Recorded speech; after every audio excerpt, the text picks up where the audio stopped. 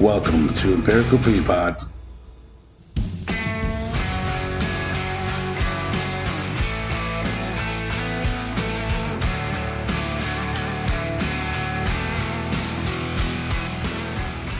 Official is the word. Okay. Wow. So now we're recording. Now we're recording. Because I saw your finger hit the button. You did. Yeah. And if you listen to the show, you know I like to have a little playful dialogue before the show starts. Okay. Let's do it. Right. So you've been waiting. Did you want to be funny real quick or? No. Oh, great. No, I got nothing. Is that like a metaphor for this whole episode? Yeah. Yeah. Great. So anyways,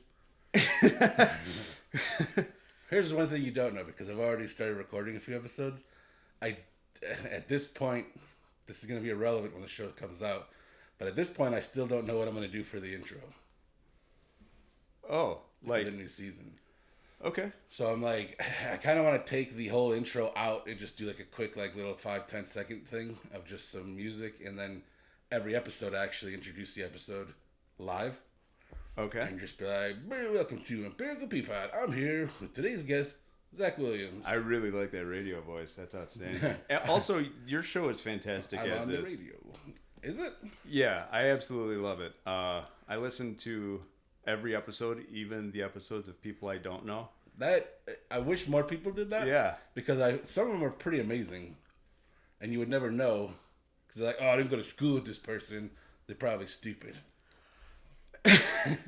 I do get more excited when I see it's a person I know. Yeah. There's something that I do that I hate that I do, but I can't help it. Where certain people that I see that I can actually get on the show and to record with me, I feel like they're like a bigger deal than they actually are. So like if I'm like when Show goes, I was like, oh, can you believe I got Shogo to do the show? Man, so I was having lunch with Shoger before he came over here to do that interview with you, and he told me he was coming over here to do it, and I'm like, man, that's awesome. You sure you want to say all that? And he's like, yeah, I don't care. I did the same thing when he was saying it. I'm like, bruh, like, maybe don't. Yeah. And it's like, that kid just epitomizes no fucks given. I love that guy. Yeah, he's the best. I admire the shit out of Greg Shoger. Shoger during lunch asked me, he's like, if he asks you to do it, you're going to do it? And I was like, no, absolutely not. I don't want to talk about myself for 90 minutes. I don't want to put all my shit out there. And we could just do a little 30-minute quick one. If you wanted to just hit a couple bullet points and fuck right off. It's so good to see you. I haven't seen you since 2019. And is that true? It is true. I thought about it. It seems like you have it like written on a calendar somewhere. I feel like we're going to go off the rails. Well, because the way my brain works. Yeah. It always wants to try to pre-plan stuff out. And I'm like, no, don't do that, man. Just go with the flow. But so I was already like thinking about answers to questions. When's the last time we saw each other? It was 2019. That makes sense. Every time I ask anybody to come on to, they're like, oh, do you have like a list? Like, what kind of questions are you going to ask? And I'm like, it's not organized. Yeah. I want it to feel as organic as possible. And like you said before we came on, like, I want to forget that this mic's here. And that's what I like about it is I just want to have a conversation with my friends. Yeah. Because I do, like, it is semi-autobiographical where I want to talk about your life because those are things you don't know. Like, I've known people for 20, 30 years and never knew where they came from or what their life story was. Where did they come from? Where did they go? Right, exactly. Where did they come from? Cotton Eye Joe. Thank you. Right. Got to finish the story. Yeah. Like a young Cody Rhodes. Okay. How about that John Cena heel turn? Not to take away from your show, but... No. If you listen to the show, you know I love wrestling and try to shoehorn it wherever I can. Right, that's what I just did. But a lot of like Tim Day. I love the John Cena heel turn. I do think that it's a fair criticism to say... Again, I love it, but knowing that this is his last year, what a waste. Oh, bro. That's part of why I love it. I can see that. I think that that's an appeal just as much as it's a deterrent. But the problem I have is that what's the heel turn for? Every heel turn, what are they for? The eventual redemption. And that's how he's going to go out. For sure, but it's already built in. Now, we've been wrestling fans our whole lives. You know that just because you know what's going to happen does not take away from it. Right. Because especially us, we're really good at knowing what's coming next. Yes. But that just because you can see it coming doesn't mean it's the bad or the wrong idea. And I think that that's what's happening with the John Cena heel turn. I'm disappointed that they're not. By the time this comes out, all this will be over, so it won't matter. Yeah. Oh, really? When does this air? Not to take away. So right now it's what, the Sunday the 30th Yeah. of March. It'll probably not come out until the end of April. So WrestleMania will have already happened. Oh, okay. That's cool, though. Yeah. But, so I don't think, which is, right now I'm going to say I don't want John Cena to win WrestleMania. Ooh, I do. Really? I want him to be a heel. I want him to beat Cody because fans will be devastated. The small children will be devastated that their hero Cody lost, and then heel John Cena can carry that title, rarely defending it, which will piss people off. Yeah. And I don't know where the storyline goes from there, but if he can, I would assume Cody will chase heel John Cena through the remainder of the year and make Cena realize somehow that what he's doing is wrong, and then Cena will be like, yeah, you're right, hustle, loyalty, respect, and the fans will rejoice. Survivor Series this time, and then somehow John Cena's going to go out on top. I hope The Rock gets involved. I'd like to see some CM Punk get involved. We'll see. I think that that's not good enough. And what I mean by that is, because here's the same idea with what you're, like the big scope of what you're saying, but Cody wins and John Cena has to chase. I think there's a better money match down the road for John Cena to get the belt, but I think he needs to chase and realize that he's not succeeding because he's turned his back on the fans. Ooh, okay. What I want to see is Survivor Series for sure, where he finally wins the belt by turning on The Rock, or maybe even SummerSlam. But I think that final match, as it's written right now, has to be The Rock and Cena. That's the money match. Oh yeah, man. Yeah, I don't hate that. Because I am 100% for him retiring with the belt. I think if anybody deserves it, John Cena. Yeah, does. he's earned it. He's earned the right to do that. I agree. Yeah, but I think that the chase is the money, and the turn is where he needs to pull the title. Because if he just comes and beats Cody Rhodes, then Cody needs to go away for a while. Because Cody, this is just Cody's earned a vacation. For sure. He's earned a vacation, and the second he won the belt last year, I was like, okay, now what? He's over. Don't get me wrong. Yeah, but great. The chase is what kept Cody so good. Exactly. I agree. So I don't think it's time to pull that just yet. But come SummerSlam, because I also think that I love what I just said, but I'm also a big fan of CM Punk versus Cody at SummerSlam. Ooh. Well, I mean, I could also have the CM Punk versus Roman, CM Punk versus Cena. And not to think, I don't know how much mileage CM Punk has left in the tank, but boy, I got to think he's on his last year. Do you think so? I do. I want to be wrong. I would love to get 5 more years of CM Punk. I think it's tough when you see certain guys like an Edge or a Jericho, even a Billy Gunn. Do you watch AEW? No. I did for a long time, but when it kind of took a shit. It's been in the shitter, but I watch it because I'm so devoted. But man, do I waste my time. And it sucks. They have awesome guys. I'm sorry not to get off subject, but Edge had this big illustrious return, and he hasn't done shit with it. And he sucks. I would never say, I love Edge. Sure. I would never say this to his face. Yeah. But man, his return. Why can't even get on, sucked ass. Even just little dumb shit, which I know is nitpicky, but the fact that they call him Cope is like, who told them that was a good idea? Yeah. He's been in AEW for over a year as Cope, and I still call him Edge, and most people do. Only the Steve Feltons of the world be like, I don't know who that is. That's not his name. You mean Cope? Yep. Yeah. But the fact that they're still relevant, though, well into their 50s is impressive. Like, I know Jericho gets a lot of shit. Jericho, amazing. Jericho's so good. And I stand by. You know what's? I think he's creeping into that Shawn Michaels and Bret Hart level. Jericho? Because his career has just been incredible. I can make an argument that Chris Jericho is the greatest pro wrestler of all time. Yeah, I would not even argue that. I'd be like, Yeah. Shawn Michaels is always my guy. Sure. Nobody will ever take that away. Do you feel like, though, as we get older, too, and, like, the product keeps going, do you kind of look back at those times, and for me, at least, I'm like, I can't believe how short those times were, actually.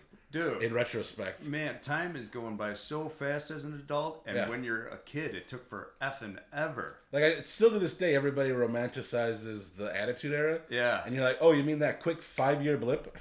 Not even, like 4-year blip. Man, that was so exciting, especially being an adolescent teen at that time. Like, man. Yeah, it felt like it was for us. Oh, suck it everywhere on that DX. Because I think after that, like, I left, like, during the PG era.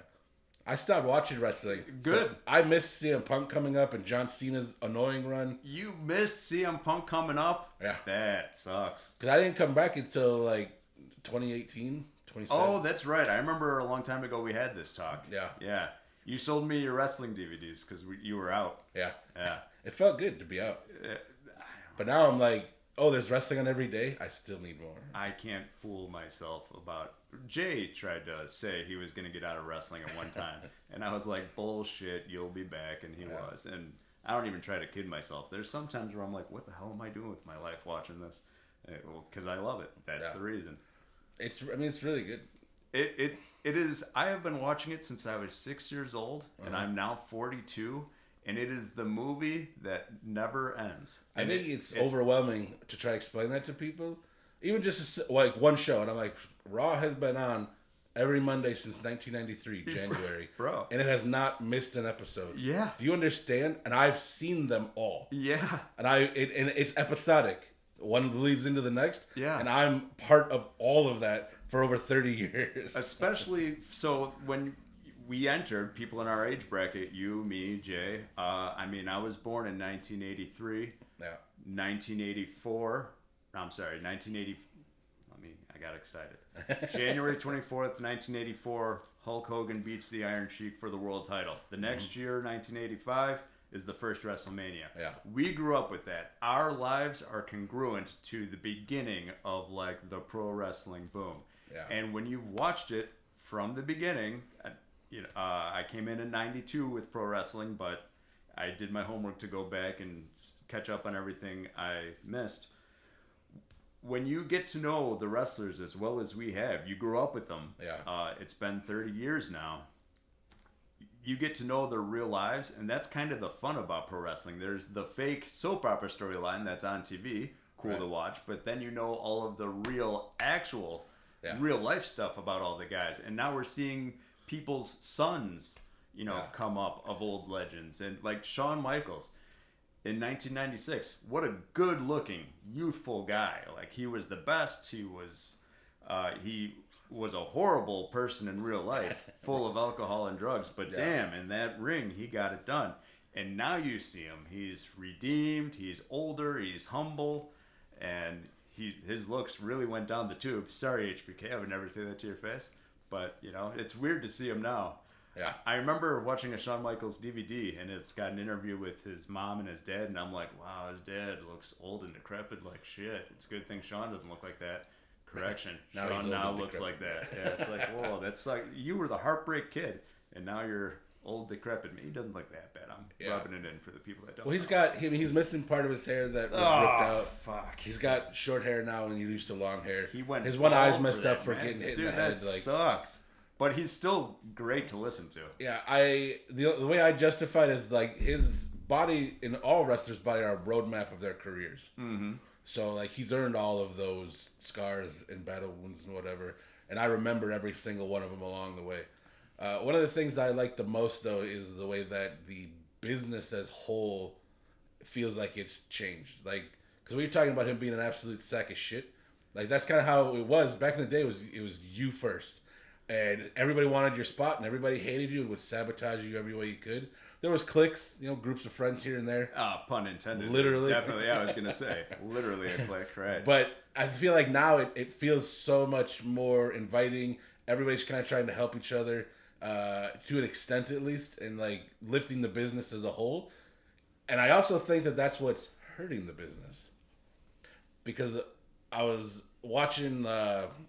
Steve Austin's biography, and I'm like, they'll never be that level of a star again, ever. The Hulk Hogan, the Steve Austin, to an extent, even the John Cena, and I think it's because I came to this after being away from it for so long, coming back, and I was like, it feels different. They're not putting individual stars over the company. They're trying to put the company over everything else. Yeah. And that, I think, is hurting that. You're not going to hit that absurd level of, like, being part of the zeitgeist. Yeah. Yeah, like, John Cena was the guy. I mean, he was the face of the WWE since 2003. And then I remember it seemed like WWE was searching real hard for that next John Cena.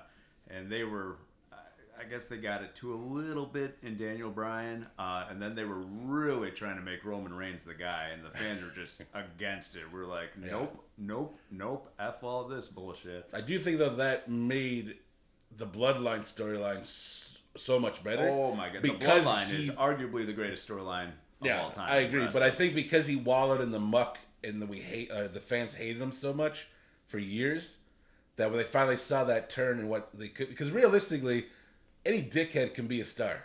Oh yeah, it's just in how you think about them. it, dude. It's right place, right time. Yeah. I talked to a lot of successful people, and a lot of successful people attribute luck. Yeah, as a main. Well, it's where luck meets opportunity, right? Yeah, that's exactly correct. Yeah, because like there's plenty of wrestlers I've seen too that are like, oh, this guy, I love this guy, I want him to be a star, and he could be, but then they do nothing with him. And it's, I love NXT, and there are always so many of these kids have amazing runs in NXT. Ethan Page and Ricky Saints are my guys. Yeah, but then they have these amazing runs in NXT and come to the main roster and do nothing, right. And that sucks. But I mean, there's only so many spots. But going back to AEW, there's only so many spots. Eddie Kingston is probably my favorite wrestler out right now anywhere, and I think that's why one of the reasons I find the company floundering is because he's been out. Yeah, I could see you liking Eddie Kingston a lot. That makes a lot of sense. He's so good. He's authentic. He does not break kayfabe. And it's funny because he is who he is. 100%. Right. Yeah, and I think that, like you said, there's a level where, you're a character, but when that reality meets kayfabe, it's always the best people. Yeah, and WWE has done a good job of making that happen. But anyway, with Roman being force-fed down our throats and then us rejecting it, starting the bloodline, man, what was it? When success meets opportunity, luck meets opportunity? Dude, Cody coming in, and he organically became the next huge baby face that everybody likes. Yeah. I love Cody. I love Cody too. I've always loved Cody. Everybody I don't think I've ever encountered one person that's like, fuck Cody, man. Yeah. Because everybody loves Cody. He's a good dude, is the thing. Yeah. And I think that comes out. Like, it's easy to play a baby face, but he's also just a good dude. And he's, his dad is Dusty Rhodes. Dusty Rhodes never got that title. What a great, it is a picture perfect. Yeah. I mean, Cody is the man. And I think it's cool now for Cena, heel Cena, because there was a time for almost 20 years watching Cena going, there will never be another guy like John Cena. He is the ultimate babyface. He's been a babyface for 20 years. There'll never be a guy that matches this babyface level of John Cena. And now there is. And it's Cody. And he's staring Cena in the face. And it's just like, wow, this is older John Cena staring at younger John Cena. I love it. It makes me appreciate Cody deserves the John Cena spot too. Yeah, it makes me appreciate John even more to have the wherewithal, because this could easily be a baby versus baby match. Yeah. And still make money. Yes. But for John Cena in his last year to be and like, you know what? Choice to do this. I will turn heel. Yeah. And I think it'll be even bigger. And you know what? Kudos to him. And for my money, I don't think it gets any better. It doesn't, which is why it's so great. Yeah. So now there's a nice 20-minute tangent on wrestling. The yeah. point of all Are you that, going to leave that in? Yeah. Okay. The point of that is to watch wrestling. It's amazing. Mm-hmm. Mm-hmm. And I feel like it can be overwhelming to jump in. I compare it to comic books. Like when you're like, well, Batman's on issue like 1200. What do I do? Yeah. You just jump in. You'll start catching stuff.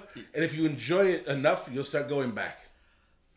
What I want as many people to come to pro wrestling as possible, but it is difficult. Like when you have the knowledge of me, you, or Jay possesses versus a newbie. Yeah. Yeah. So we play board games every Saturday at my sister's, and we do that during PLEs and stuff. So I've gotten Walsh and Sarah and Mike and Yunker. Shout out to Dan Walsh. I think about him all the time. I hope he's doing great. He is. Good. But I've gotten them to, because the PLEs are on, so they'll start watching them, and be like, oh, I like this person or whatever, or and some of the moves and stuff. And I feel like once you do that, and then I'll sit there and be like, here's what's gonna happen, and like here's how it's gonna book for the next month, and then that happens, and they're like, is it even fun for you? I'm like, well, of course. Like it's not 100% what I say is gonna happen. I've been doing this a long time, and I know what makes sense and what they're gonna go after. Yeah. And they're like, well, now I don't need to watch it. And I'm like, I didn't mean to ruin it for you. Right. Also, I want to see if what they actually do matches what I think they're going to do. And when they go a completely different route, and the route they went is way better than anything I was ever thinking, it's like, hell yeah, bro. So those moments are small. But when they happen, it's like... I leap off the couch. Yeah. I'm staring at the TV like, what? What? Yeah. This is amazing. This particular road to WrestleMania has... Because I was literally like, man, around Royal Rumble and into February, I was like, I don't still understand what's happening at WrestleMania. It's pretty boring. And then out of nowhere, in 2 weeks, I was like, okay, holy shit. Now I get it.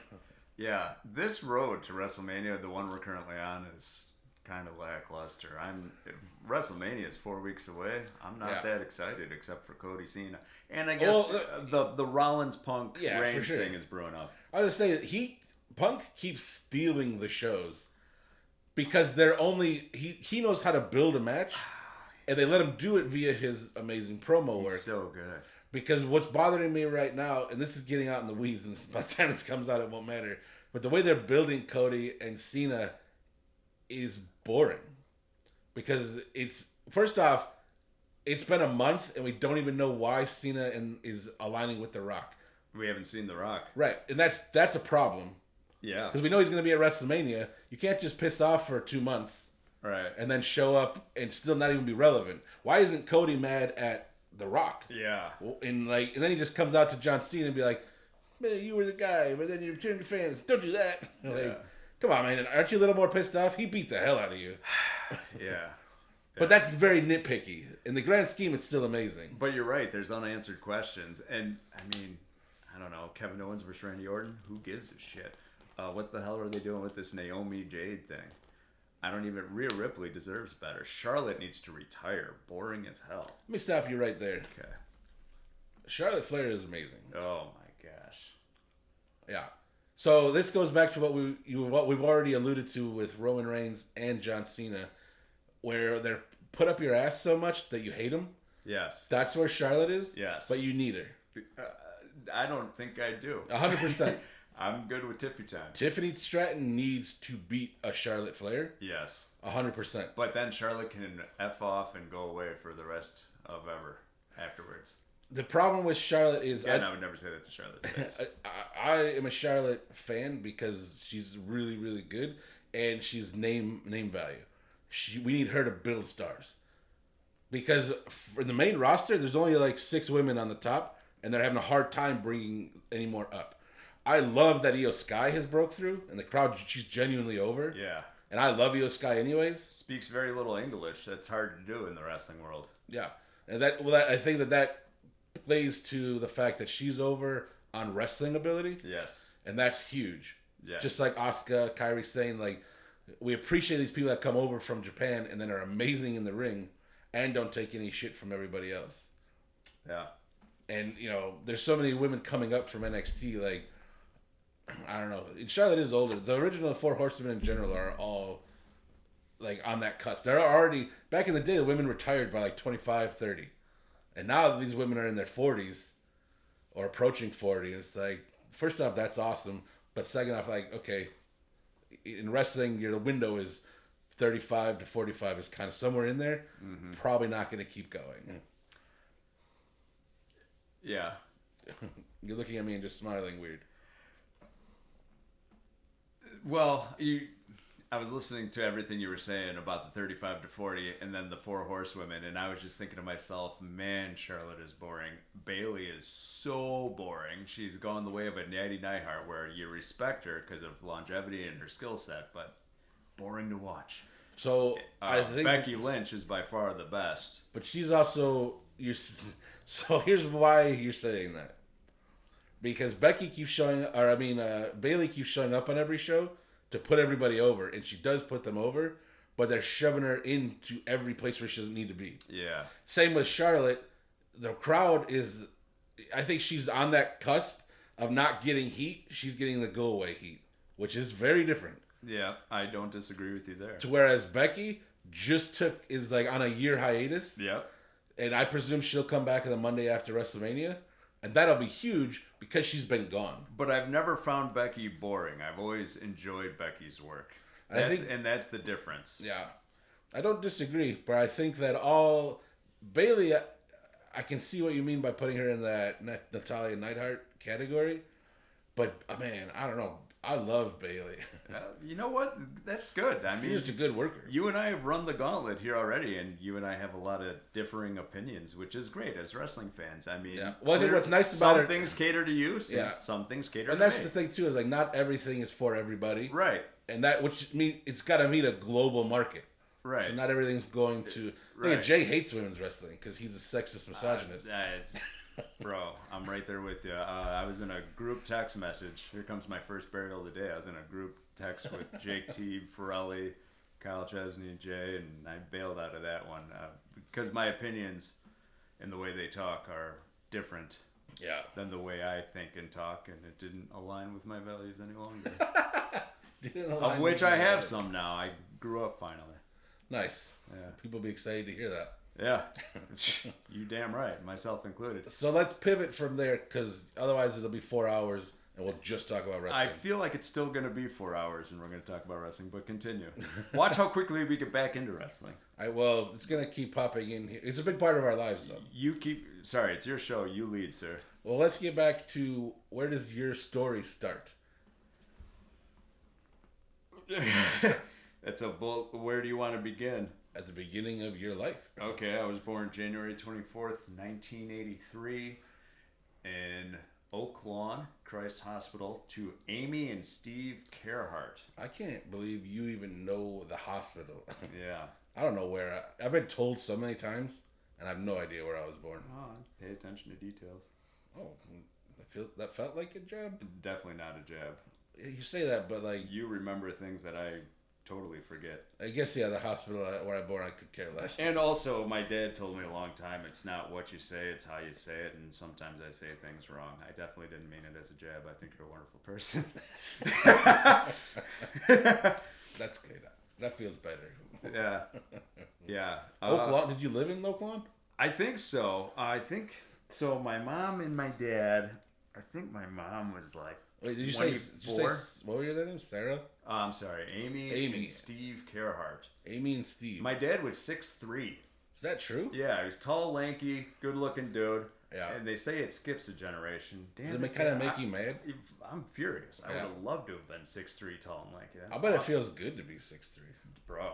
I've been 5'10" my whole life, literally since I'm also 5'10". Yeah. We're the same height. That is neat. Yeah. Agreed. But I don't like it. I mean, I feel good when I see like somebody that's 5'6". Sure. And I'm like, but I also see somebody that's 6'3", and I'm like, son of a bitch. So that's another thing too. Like, I hate that I am that way. I will also see somebody else that's 5'6", and in my mind, I snicker and I say sucker. But also that sucks. Like, that's a horrible way to think as a human being. Yeah, man. Dude, life, we're all on the same journey. Everybody's just trying to do the best they can and they make it. Yeah, but this isn't a thing that they're in control of, and you're not actually being malicious or care.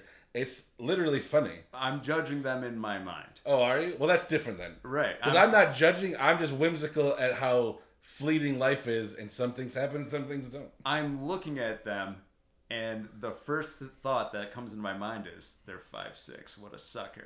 When it should be, I bet that's a wonderful person. Sure. Yeah, I know. Yeah. So you don't know if you lived in Oak Lawn. Do you remember your first house? I believe I did live in Oak Lawn. That's kind of what I was trying to get at. Both my parents, Steve and Amy, were both party people. I have pictures of them at parties. Yeah. My mom was high a lot, smoking a lot of weed. My dad was a drunk, sarcastic, very sarcastic. You don't say. Yeah, I know. So they had a house together. I think my mom, she worked at like a eyeglass place.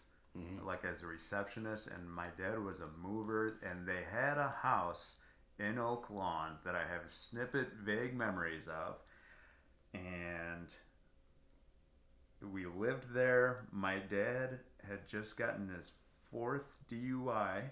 Wow. Yeah, really? and he was gonna go to jail, and he committed suicide on the day of my 3rd birthday. Jesus Christ. Yeah, I was having a family birthday party for me at my Grandma Sterna's. Remember Grandma Sterna? Love Grandma Sterna. Yeah, and everybody was noticing that my dad was not there. My mom was there, obviously.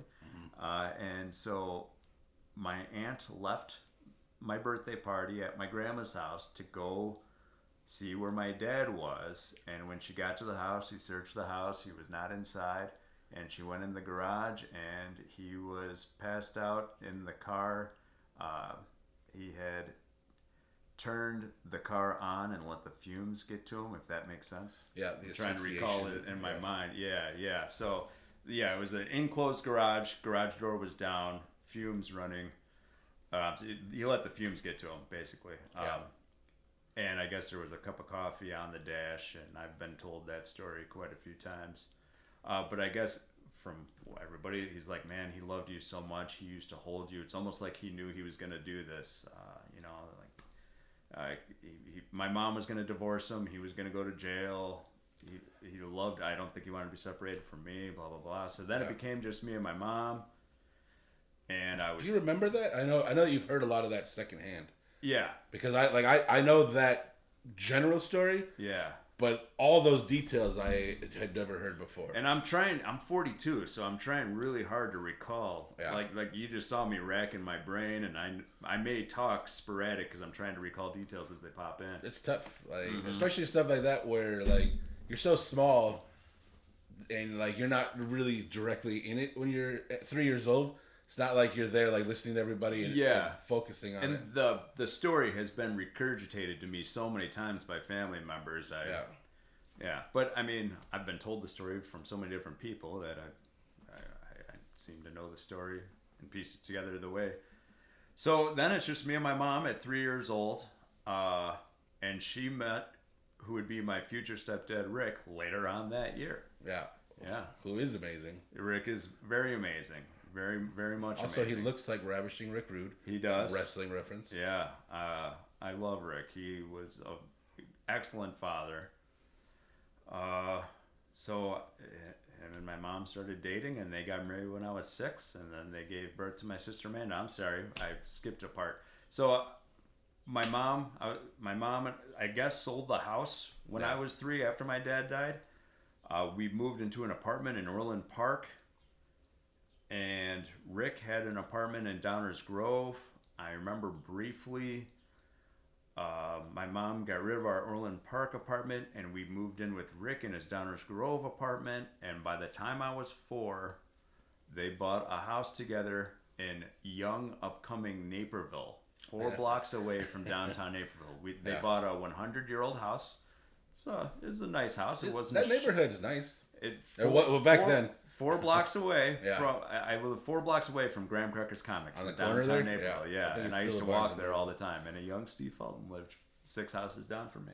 Yeah. But anyway, my Rick and my mom bought that 100-year-old small house in Naperville, 4 blocks away from downtown, for $88,500. Wow.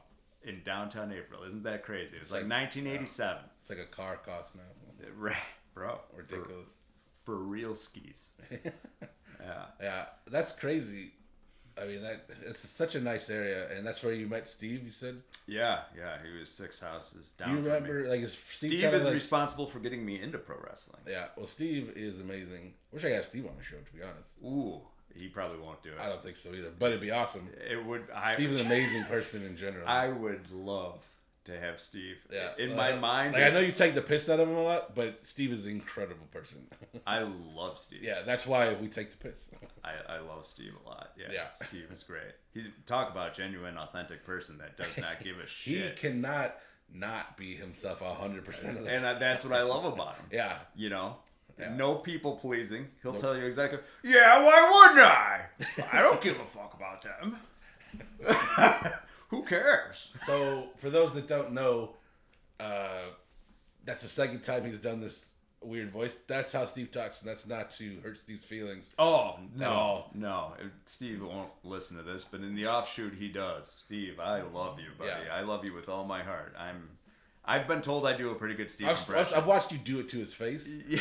Like it's It not probably irritated the shit out of him. right, but Yeah. it's done with love. Yeah. Yeah. Yeah. Right. But yeah, because I feel like before we met years later, because I used to spend a lot of time at that Graham Crackers too, because I was out in downtown Naperville Yeah. a lot. There's for sure we've probably crossed paths. Oh, I'm willing to bet. And I went with Steve to Graham Crackers a lot. We were buying the figures, the X-Men figures back then. But anyway, so I'm now 6 years old. I believe, it's 1990, living with my mom and my stepdad Rick, and they give birth to who would become my stepsister Amanda. So now the family is me, my stepdad Rick, and my stepsister Amanda. She's born in 1990. Yeah. It blows my mind to think that she's 35 now. Amanda has led such an incredible life. I'm so proud of her. Yeah. She has done amazing. And She's I still remind her like a little kid to me. Yeah, she's an accountant with the That's awesome. with the EPA, which is an Illinois government job. She is 10 years into that. She has a full pension in 30 years. She could retire when she's 54 if she wants to. Wow. She owns one house. She partially owns a second. She's renting out the first house. And she knew exactly what she wanted to do. She went to school for 4 years to be an accountant, graduated, got a job, a good government job as an accountant immediately, and has had the same job since she graduated to become an accountant. Holy crap. Yeah, that's crazy. It's amazing. I'm so proud of her. It blows my mind to think that anybody could have that kind of vision. Bro. Because I'm like, I don't know what I want to do. I compared to my life. Yeah. Bro. Yeah. Man. Maybe that's why she's like that. She saw what we were doing and was like, oh, God, I better get on a pretty good path. So that's the thing, too. Like, now that I've become older and wiser, I look back at my life, and Red Foreman from that 70s show, dumbass. Yeah. I look back at a lot of things I did, and I'm like, holy shit, what a dumbass. What was I thinking? I wasn't thinking. That's what But I think happening. that's an important thing to be able to do. Yeah. Because then that shows actual growth and maturity where you're like, Jesus Christ, I can't believe that guy. And there's a whole lot of that from me, let me tell you. Yeah, because I wouldn't change anything, but I'm definitely like, oof. I've got a couple. There's definitely a few things I wish I wouldn't have done, but all in all, I think you're absolutely right. I wouldn't be the person I am today if I didn't do some of those things. Yeah. And also, you're only young and youthful and good looking once, Some of us never get the good looking part. We're young and youthful. I partied my ass off from the ages of 17 to 35, and I don't regret it at all. Could I have been further ahead in life had I not done that? Of course. What does that mean? Well, where I'm headed now, I've got such supreme... We're getting way off base here, but I've got such supreme focus on everything I'm doing now. What's that? There's not rules to the show. I know. Well, I feel like we keep I'm just curious, because I get caught up in how people feel, and I find it fascinating, because that also is something that I do professionally with the life coaching. Yeah. So where I'm like, so what does it mean that you're not farther than... You'd be farther than where you are. Oh, yeah. Well... Because realistically, if you would have tried what you're doing now, then you wouldn't have had the tools mentally to get there. That's absolutely correct. So that's why I'm curious, like, what you mean. Well, you can fantasize and daydream. I mean... Well, we'll get into it when the life story comes, but I was essentially kicked out of the house when I was 17. Yeah. And I entered the world getting my own apartment, not knowing how to do anything. Credit cards came to me in the mail. Nobody told me not to get a credit card. Nobody told me anything about interest. It was kind of like, hey... Well, they're like free money. You're going to learn. And I remember my dad looking at me being, you're a survivor, you'll make it. And he's right, I did. And I was so stubborn that what he did was correct. I probably could have used a little bit more parental guidance from him. I don't know if kicking me out at 17 was the correct way to do things, but I was so stubborn at that time that perhaps that's what I needed. And I sit before you today you know, that's part of what makes you you. So Yeah. yeah, It's being a stubborn asshole. I was a stubborn asshole for sure, without question. What makes Zach Zach. No longer, but I don't. Are you trying to tell us that you're not stubborn anymore? I'm still stubborn. Well, Okay. So you I understand. Yeah, sure did. I'm not nearly as stubborn as I once was because I learned after years and years of being stubborn that probably isn't the way, and to listen to what other people have to say. You find as you get older too, it's. I hesitate to say pick your battles, but it's more about like I care about different things now, because I definitely have my principles and things I'm not bending on. Sure. But everything else, I'm like whatever. While I don't agree with what you're saying, it doesn't affect my life. I don't care. Like whatever. I will hear anybody out on anything if they feel strongly about it. I like hearing other people's opinions. I do have a lot of respect for somebody that's passionate too. Oh, like if you're excited about something, you're getting me excited about Williams loves a good passion. Yeah. Absolutely. Yeah. So how long did you live in Naperville then? Let's see. So 1990, it's right after the birth of my sister. Again, it's me, my mom, my stepdad Rick, my sister Amanda. Immediately after my mom gives birth to Amanda, she is diagnosed with breast cancer. Lengthy battle, loses her life to the breast cancer in 1994 when I'm 11 years old. Yeah. Amanda is 4 years old. And then, so 1990, we're living in the house in Naperville. My mom and Rick decide at some point that they can build their own new house with this growing family that we're having with my sister, and we can get more space because we're living in this tiny 100-year-old house in Naperville. If we move to this up-and-coming new town called Oswego. And I was like, what? I've never heard of that. Is that some sort of country bumpkin place? This is me thinking at 7 years old. It also was back then. Yeah, totally. So, that's not an insult. It was a little tiny town. We started building a house in Fox Chase. Yep. And we moved into it in 90. Don't quote me. It's either the beginning of 93, or I'm sorry, the end of 93 or the beginning of 94. It would be 94 because my house was built before yours, and we moved in 94. Like literally the same year. Your house was not built before mine. Are you sure about that? No, I'm not. All right. I'm not willing to bet money, but I mean, Deer Path Drive, like I guess it's possible. I lived in Fox Chase before you. More realistically, they probably built the same time. I lived in Fox Chase before you. Is that true? Yeah, hell yeah. Prove it. I can't. But it was like me and Aubrey James. That's true. Aubrey was one of the first houses up front. And then you came later because I was riding that bus in 5th grade. Oh, really? Yeah. Then you are correct. Yeah. If you were there in elementary school, you're right. Right. So I didn't come until 6th grade. Yeah. But anyway, my mom ended up dying of the breast cancer in 94. But real quick, let's talk about when student Zach. So I left my Naperville elementary school in the middle of 4th grade. I did that in 3rd grade. Yeah. In the middle, it's really tough. Well, that's kind of where I'm going at, or what I'm getting at here. So I went to school with these kids in Naperville, kindergarten, 1st, 2nd, 3rd, 4th grade. I was pretty well established. Popularity, whatever that is, I was pretty popular kid. Whatever that, whatever that means. You had friends and you were a person in that community. You know, these were my homies. It was sleepovers, trading the X-Men cards, like this. I was a somebody, you know, and you go to as new place. Much as a 3rd, 4th grader could be, right? I was doing things, moving on up, and then, in 4th grade, the middle of 4th grade, my parents tell me, hey, we're taking you out and you're going to go to this new school.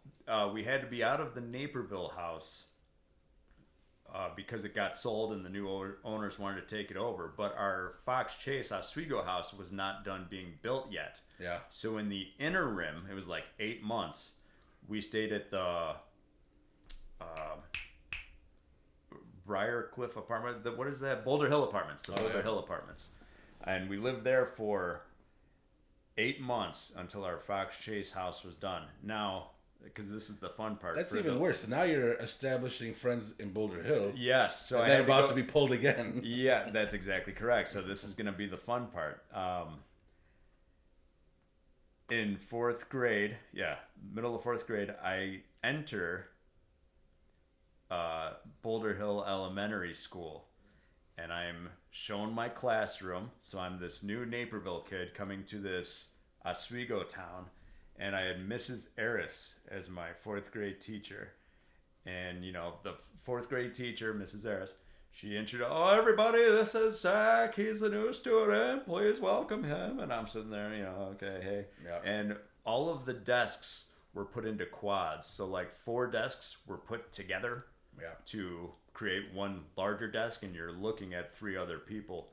And my quad I was put into, the very first people I met at my new school were Matt Britt, Adam Poss, and TJ Jones. Wow.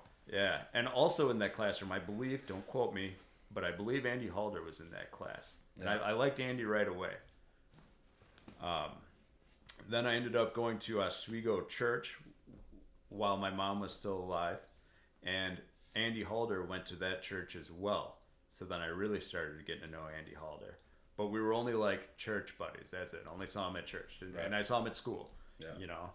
And then living at the Boulder Hill Apartments, Steve Bach lived not in the Boulder Hill Apartments, but like in the townhouses behind them. And we played together most days. And we'd like go to the Civic Center over the summer because I still didn't know anybody. Except for like my fourth grade people. So in between fourth grade and fifth grade, I would go to the Civic Center with Steve Bach, and I would meet somehow through Steve Bach. Steve Bach introduced me to his friend Greg Shoger, and Greg Shoger introduced me to his friend Bo Black, and I was really good friends with Steve. Just barely got to know Greg, and I really got to be great friends with Bo Black.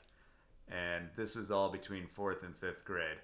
And then I moved into my Fox Chase house, went to Eastview Elementary, and never saw any of those people again for 3 more years, or 4 more years.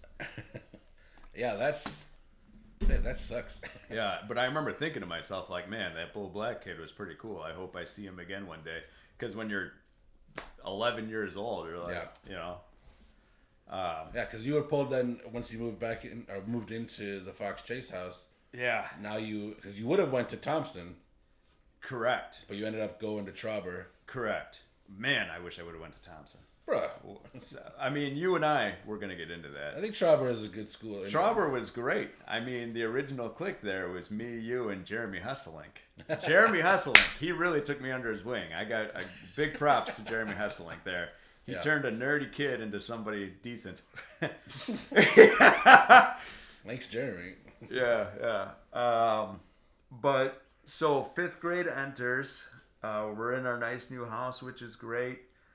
My mom. Now you've got to establish yourself again. My mom passes away. Yeah. So now it's just me, my stepdad Rick, and my sister Amanda, and then my grandma Gerhardt, who lives in Florida, whom I never met, and I've heard from everybody she was a super nice woman and I would have loved her. Yeah. She wants to make a claim that she would be my rightful guardian, and she wants to take me away to live with her in Florida.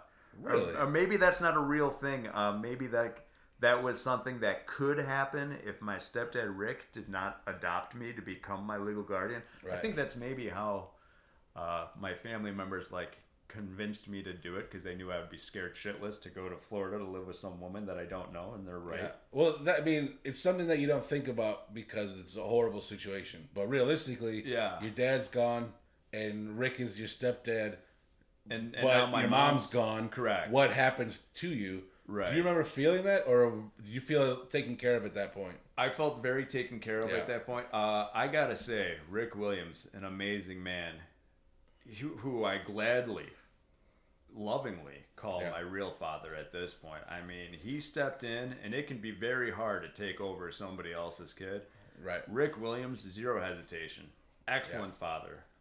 There's this idea of quote unquote being a man, that to me has nothing to do with sexist or any kind of anything. Yeah. Like it's just something you step up, you do what needs to be done.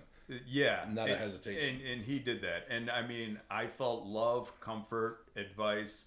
He played with me. I mean, he was as good of a dad as anybody could ask for. And I very much got that.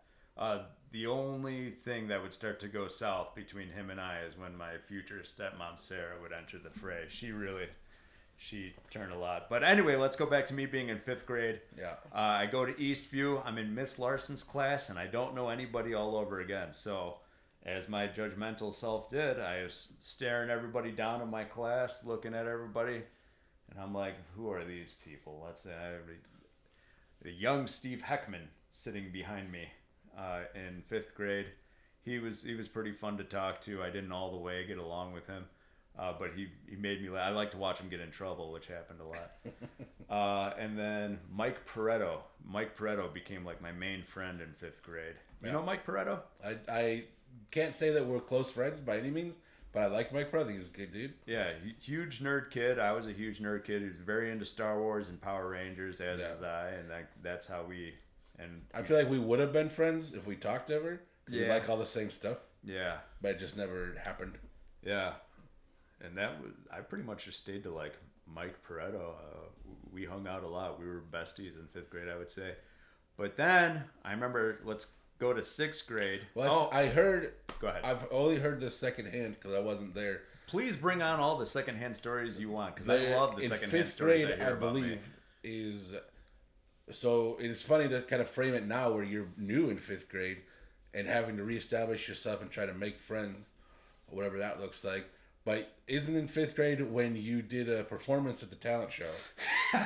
Yes. So now Taco Grande. What I never had before is this backstory of you moving around and being brand new in 5th grade. Yeah. And not really being friends with a lot of people. Correct. And then doing this talent show. Weird Al Yankovic, Taco Grande. Which is an amazing song. It was a lip sync contest. But people talked about that going into junior high. Yeah. And it did. It gave me... this is so weird to talk about. You just lip synced. I lip synced Taco Grande, but I had this. But you acted it out too. I did. I had this weird dance that I did. It was my flowing arms, my flat poses. Yeah.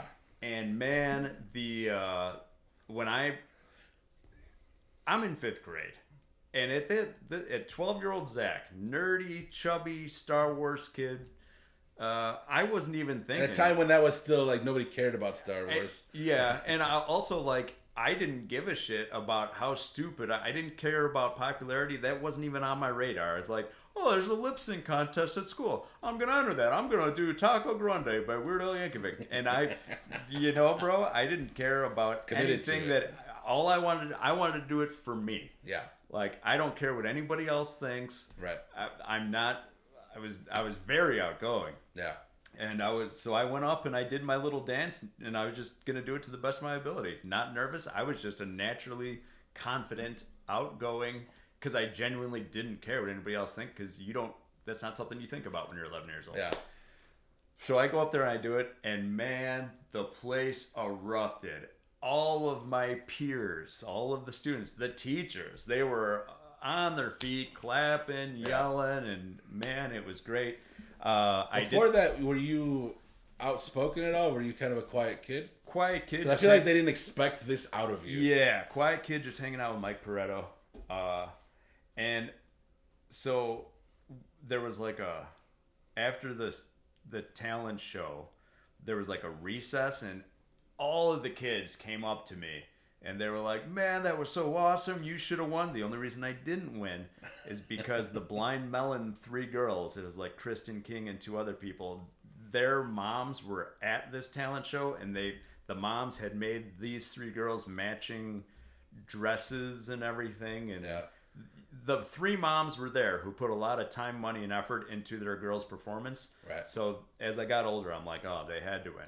But if you're going for sheer entertainment value, I blew everybody away. So you stole the show. I stole the show like a young Dolph Ziggler. Yeah, there you go.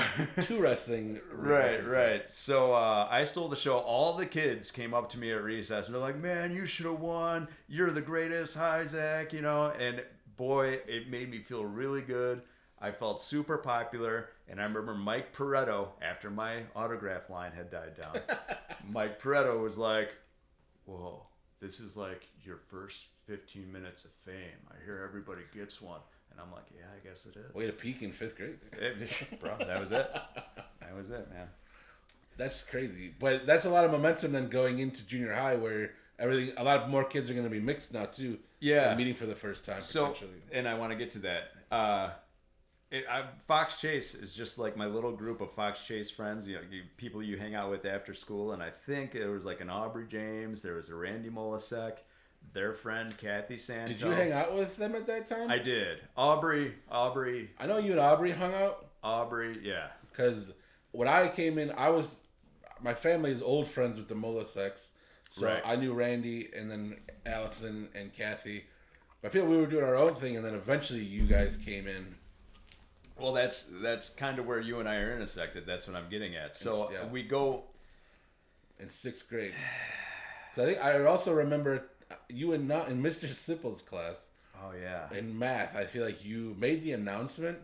Oh yeah. You pulled my last name is now from. You pulled the teacher aside and were like, "I need you to let everybody know." Yes, I did. Yes, I did do that. That I have been officially adopted by my stepdad. Yeah. And I am now Zack Williams. Yeah, and I remember Mr. Sipple looking at me like, "Okay, you want me to make that announcement right now?" And I looked at him like, "Yes." And he did. And he did it. And Mr. Sipple was like, "Kids, need your attention, please." Zach Gerhardt has now been adopted, so his new name going forward, Zack Williams. I just sat there like, that's right. I mean, it's funny. We're laughing about it now, but we're living in a time where dead naming somebody sucks. Yeah. And realistically, you have a dead name now at that point. Yeah, that did happen. But I'm trying to get to the Buster Fox Chase. I remember for whatever reason, we're going back to school. I don't know if it was like middle of 6th grade or something after a break. But I see you on the bus for the very first time because I don't know you. I haven't even seen you at school yet. But here you are with this shaved sides haircut, and this cool spiky hair, and he probably likes cool stuff. But me being judgmental, who the hell is this kid? I don't know him. I probably don't like him. And I remember just being like, I've decided not to like this kid. I do not like him. Yeah. If he comes talk to me, I'm going to fight him. Whoa. Which is weird because I didn't have a fighting bone in my body. You would have destroyed me had that actually occurred. So I remember seeing you on the bus, and then somehow, against my wanting to, I had to talk to you for some reason. And after that first initial meeting, which I don't remember, I was like, dang it, I like this kid. I think it happened on accident because we became friends. Link to the Past. Because of Super Zelda. Nintendo Link to the Past. You were stuck on I was stuck at a part. And I had beaten the game. You had to use the grapple or whatever. Hook shot. It was a hook shot? Yeah. Got corrected. Sorry. Yeah. Yeah. Because I had a Super Nintendo. I wanted you to come over to beat the part for me so that I didn't have to do it, which you did. That was the first time I came over to your house. Yeah. And I watched you do it, and I was in my mind, I was like, thank God I don't have to do that bullshit. That looked difficult as hell. And you were like, no, it was actually pretty easy. That was the last legs of the Super Nintendo also because we transitioned right into 95, the PlayStation. Oh, what a glorious time. Yeah. I remember we played the shit out of that demo disc. Jeremy Hesselink had already started because Jeremy Hesselink was my friend, and I think I introduced you to Jeremy. Yeah. Through me. Yeah. That's true. So Jeremy in 5th grade was like quite a popular kid, and all the girls liked him. And I remember, for whatever, I'm still hanging out with Mike Pareto, and I'm like, I like that Jeremy kid. Maybe we talked a couple times. He seemed to like me decently enough, and I was like, hey Jeremy, you want to have a sleepover? And he was like, yeah. And he came over. And the very first sleepover between me and Jeremy coming over to my house, he gets in my front door. We don't really know each other at all. I'm excited to be hanging out with a popular kid. Yeah. And Jeremy looks at me and he goes, hey, he's taking off his shoes. He just came over. He's like, hey, you want to be best friends? And I was like, yes. And I remember immediately in my mind, I'm like, this is going to be great things for my career here. Getting Jeremy on my side. Yeah. Yeah. And so he did. I started palling around with Jeremy, and people noticed, and I kind of became cooler. Fresh off my Taco Grande stint, fresh off the riding high friendship with Jeremy Hasselink, I'm becoming a somebody in this town. There you go. Yeah. 6th grade, still friend. Became friends with you, and me, you, and Jeremy were hanging out, and remember Rich Bach? I mean, it's a name I haven't heard in a long time. Right. Kind of a piece of shit kid. Well, that's a weird thing to say. It is. Yeah. So Zach wanted his rules for being on the show were he wanted to be able to talk about anybody and say what he wants to say. Unbeknownst to him, I don't censor what anybody says. Before every episode, I ask people if there's anything they don't want to talk about and to be mindful of proper nouns. He told me to go fuck myself, and he wants to say what he wants to say. So, Zach's opinions are his alone. Yeah, my opinions are, and you're going to hear those a lot. Just because I say something and I sound like I really believe it doesn't mean I'm right. Yeah, sometimes I'll dispute, other times I'll make a weird face and go, yeah. Yeah. Can we take a break here for a second? Do we need to? Yeah, I want to use the restroom and I want to vape a little bit. All right. Do you vape? No. Okay. Yeah, I drink a lot of water. I have to go to the bathroom. See, this is the issue of taking a quick break. I have no idea where we left off. No, I was in 6th grade with you and Jeremy Hustling. When I edit it, it'll hopefully feel seamless. Yeah, we'll see. Yeah. So that's where I was. And then 6th grade. Still a nerdy kid, chubby kid, messed up teeth. I think I got braces. I'm not sure when I did that. It definitely happened before high school, though. Thank God for that. Yeah. Yeah. Hung out with you. You and I were like best friends, man. Yeah, and I just lived the street over in Fox Chase. So yeah, that is correct. I remember we would walk. We would cut through the yard sometimes. Sometimes we would walk around. Yeah. You never knew what you were going to get. Playing with the IG Joes. It was an IG Joe training camp. I still have all my GI Joes. Hopefully it's still in that big freezer bag. Bruh. Same bag from Hell yeah. You want to laugh further? I still have that chocolate ladybug. Oh, I want to eat that son of a bitch. I feel like you probably die now. You said that 20 years ago. Well, because at that point it was still 10 years old. Yeah, right. My mom gave me a little love bug in '96 for Sweetest Day with a little picture book. It was not for you. I thought Stephanie Savage gave that to you. No, my mom did. Oh. And the picture book that I could put pictures of Stephanie and I in. Now you got me fucking calling people out.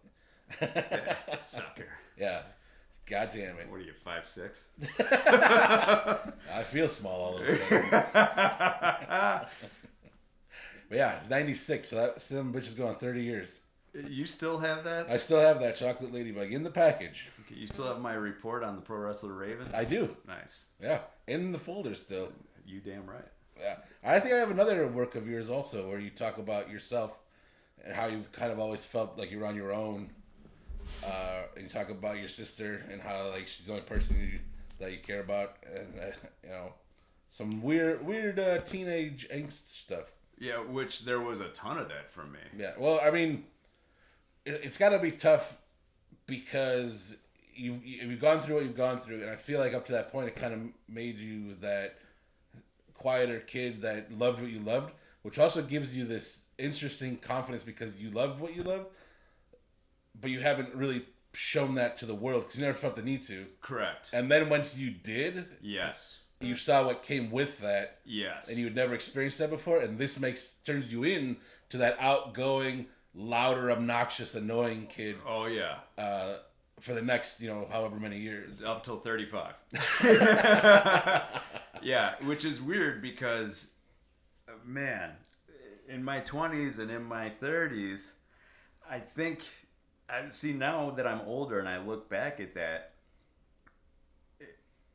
if you would have called me out and said, hey man, you're not being your normal self, the real you is like a nerdy geek kid, I would have told you to go screw yourself because I was so overwhelmingly confident, like I know exactly what I'm doing. Who are you to tell me? But I think you can be both. Like I think you can explore new new avenues of your personality. Yeah. Because I don't think you ever lost who you were as a core.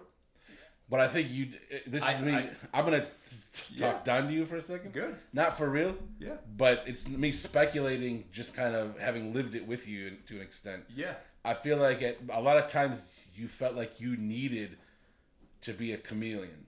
Like, I have to be this way with these people and this way with these people, to the point where I don't think you were ever yourself unless you were around somebody like Steve or myself, and nobody else was around. 1,000%. And that's when we got like, this is Zach for real. 1,000%.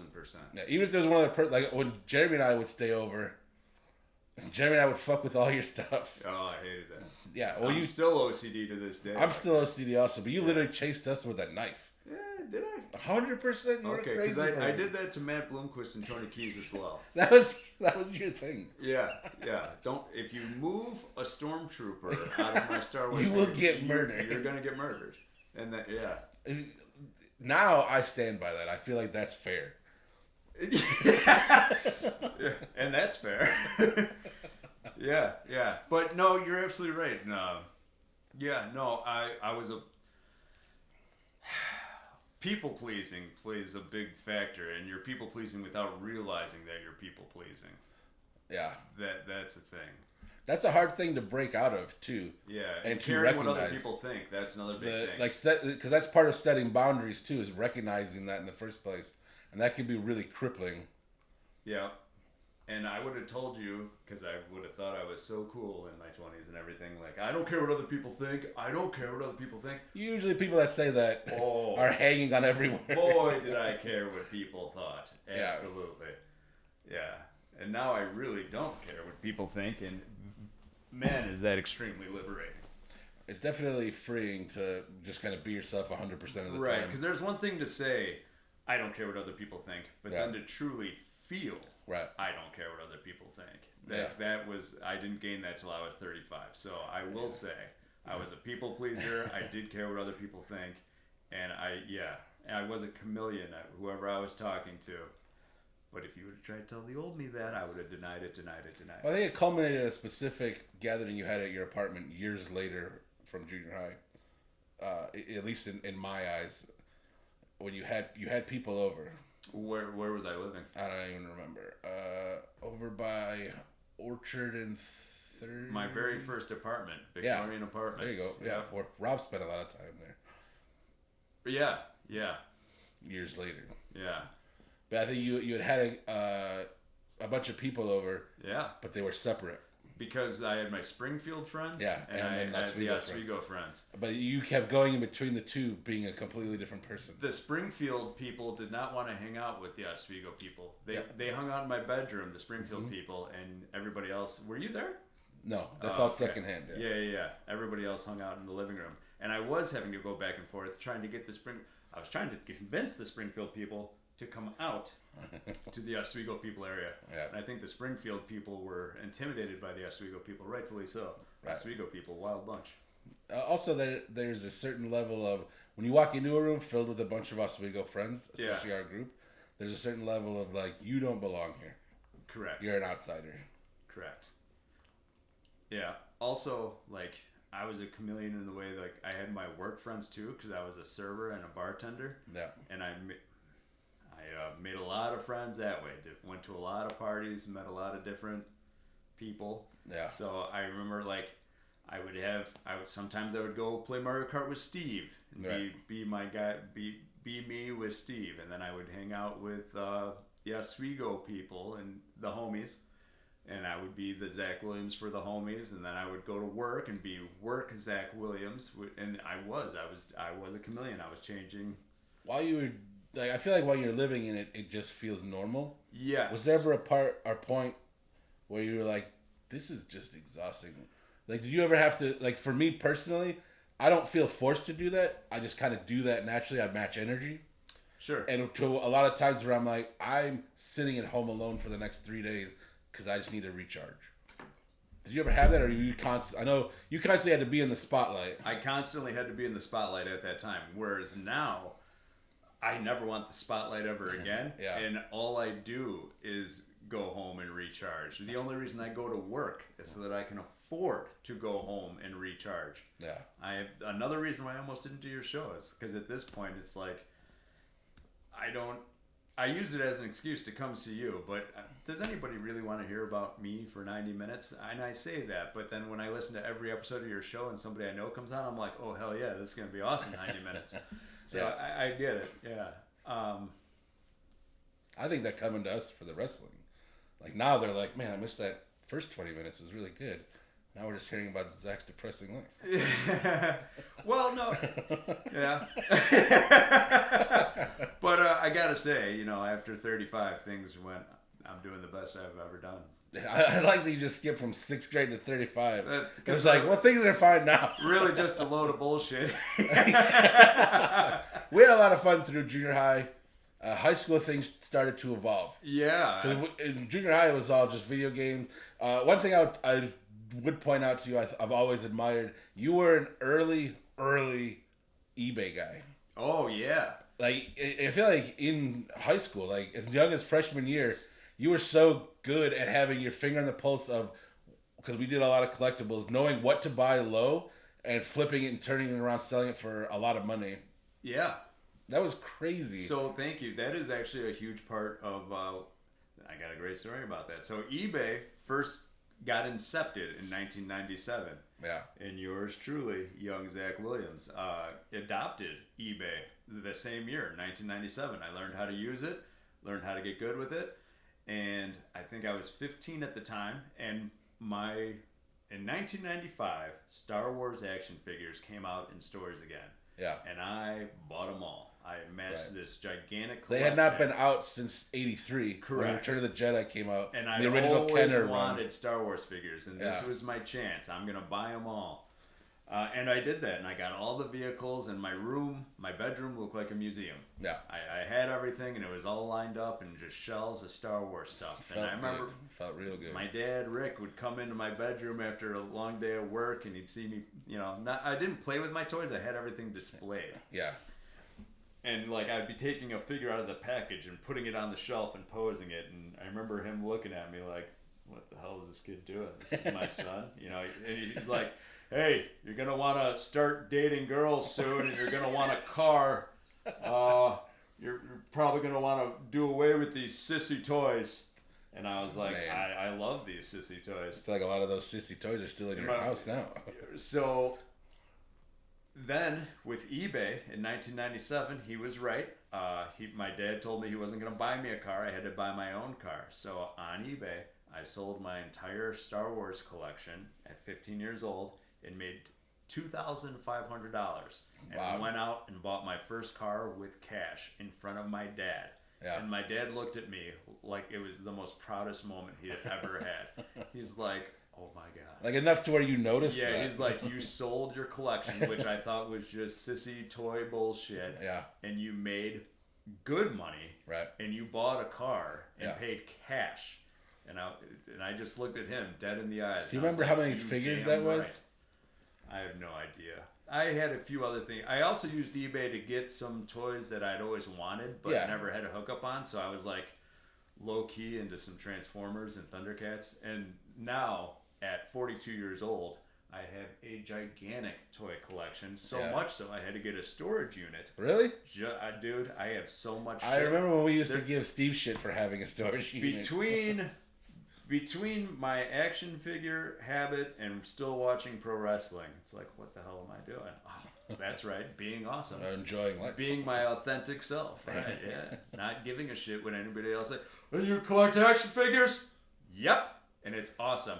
You still watch pro wrestling? You know it's fake, right?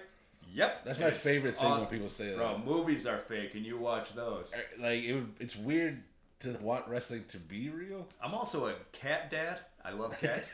And I love animals too. Yeah. And I'll tell whoever, guys, girls, I'm like, cat dad, proud cat dad, two kitties. And it's weird, you're a man, you should have dogs. Dogs are annoying. Bro, you gotta. I love dogs. I don't want them around me. I love dogs. Yeah, but not around me.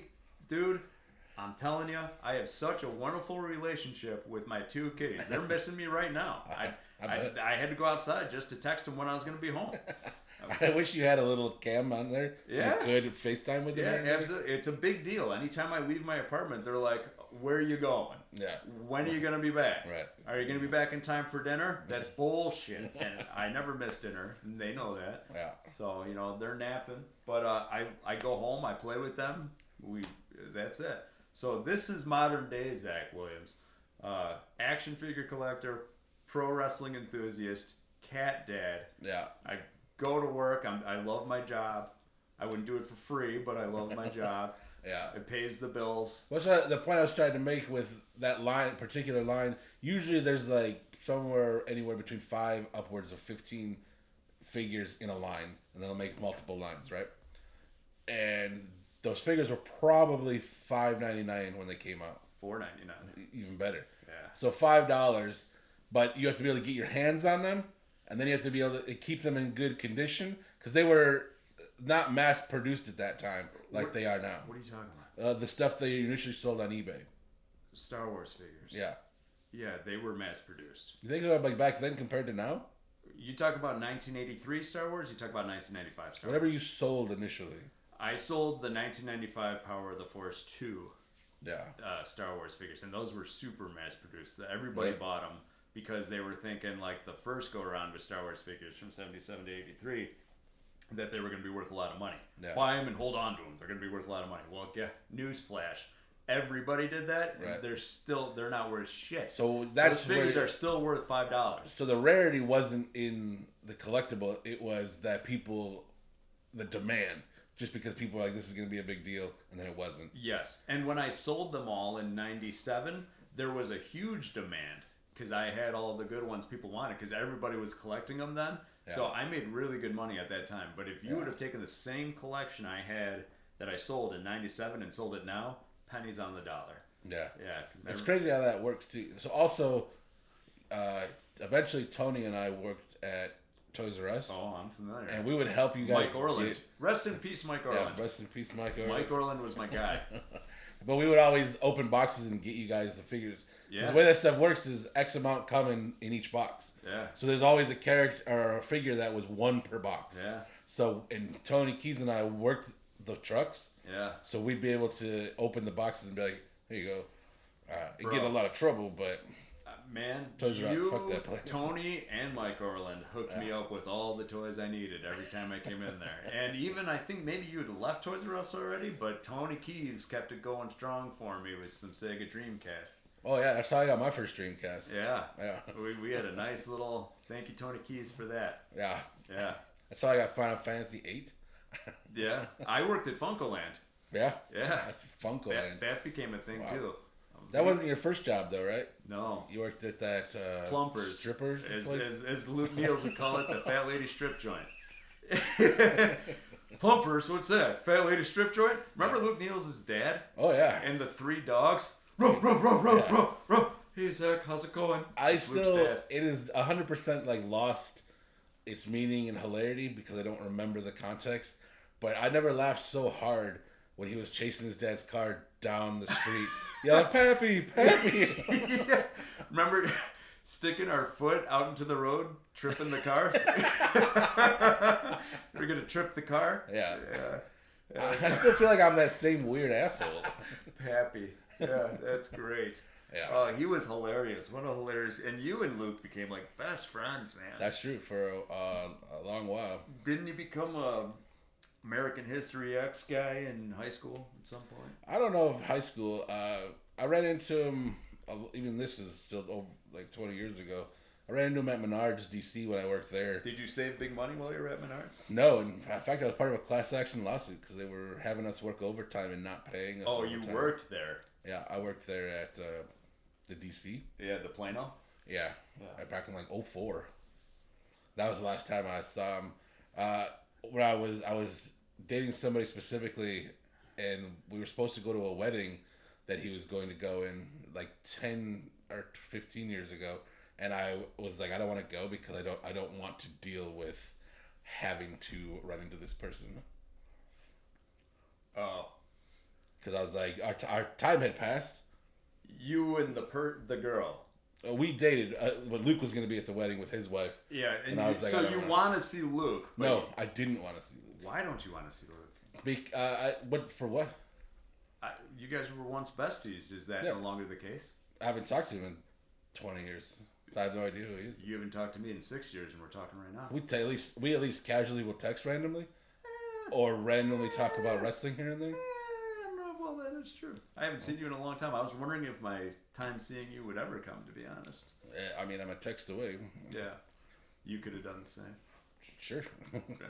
Right? And I'm really bad at maintaining friendships. I am horrible. In fact, I have crippled all of my friendships. Not in a bad way. I just haven't maintained any of them because I'm really happy just doing my own thing. And that's kind of the differences, though, because I know enough to be like, I don't feel like I relate to this person anymore, and I'm happy with what I have, so I'm good.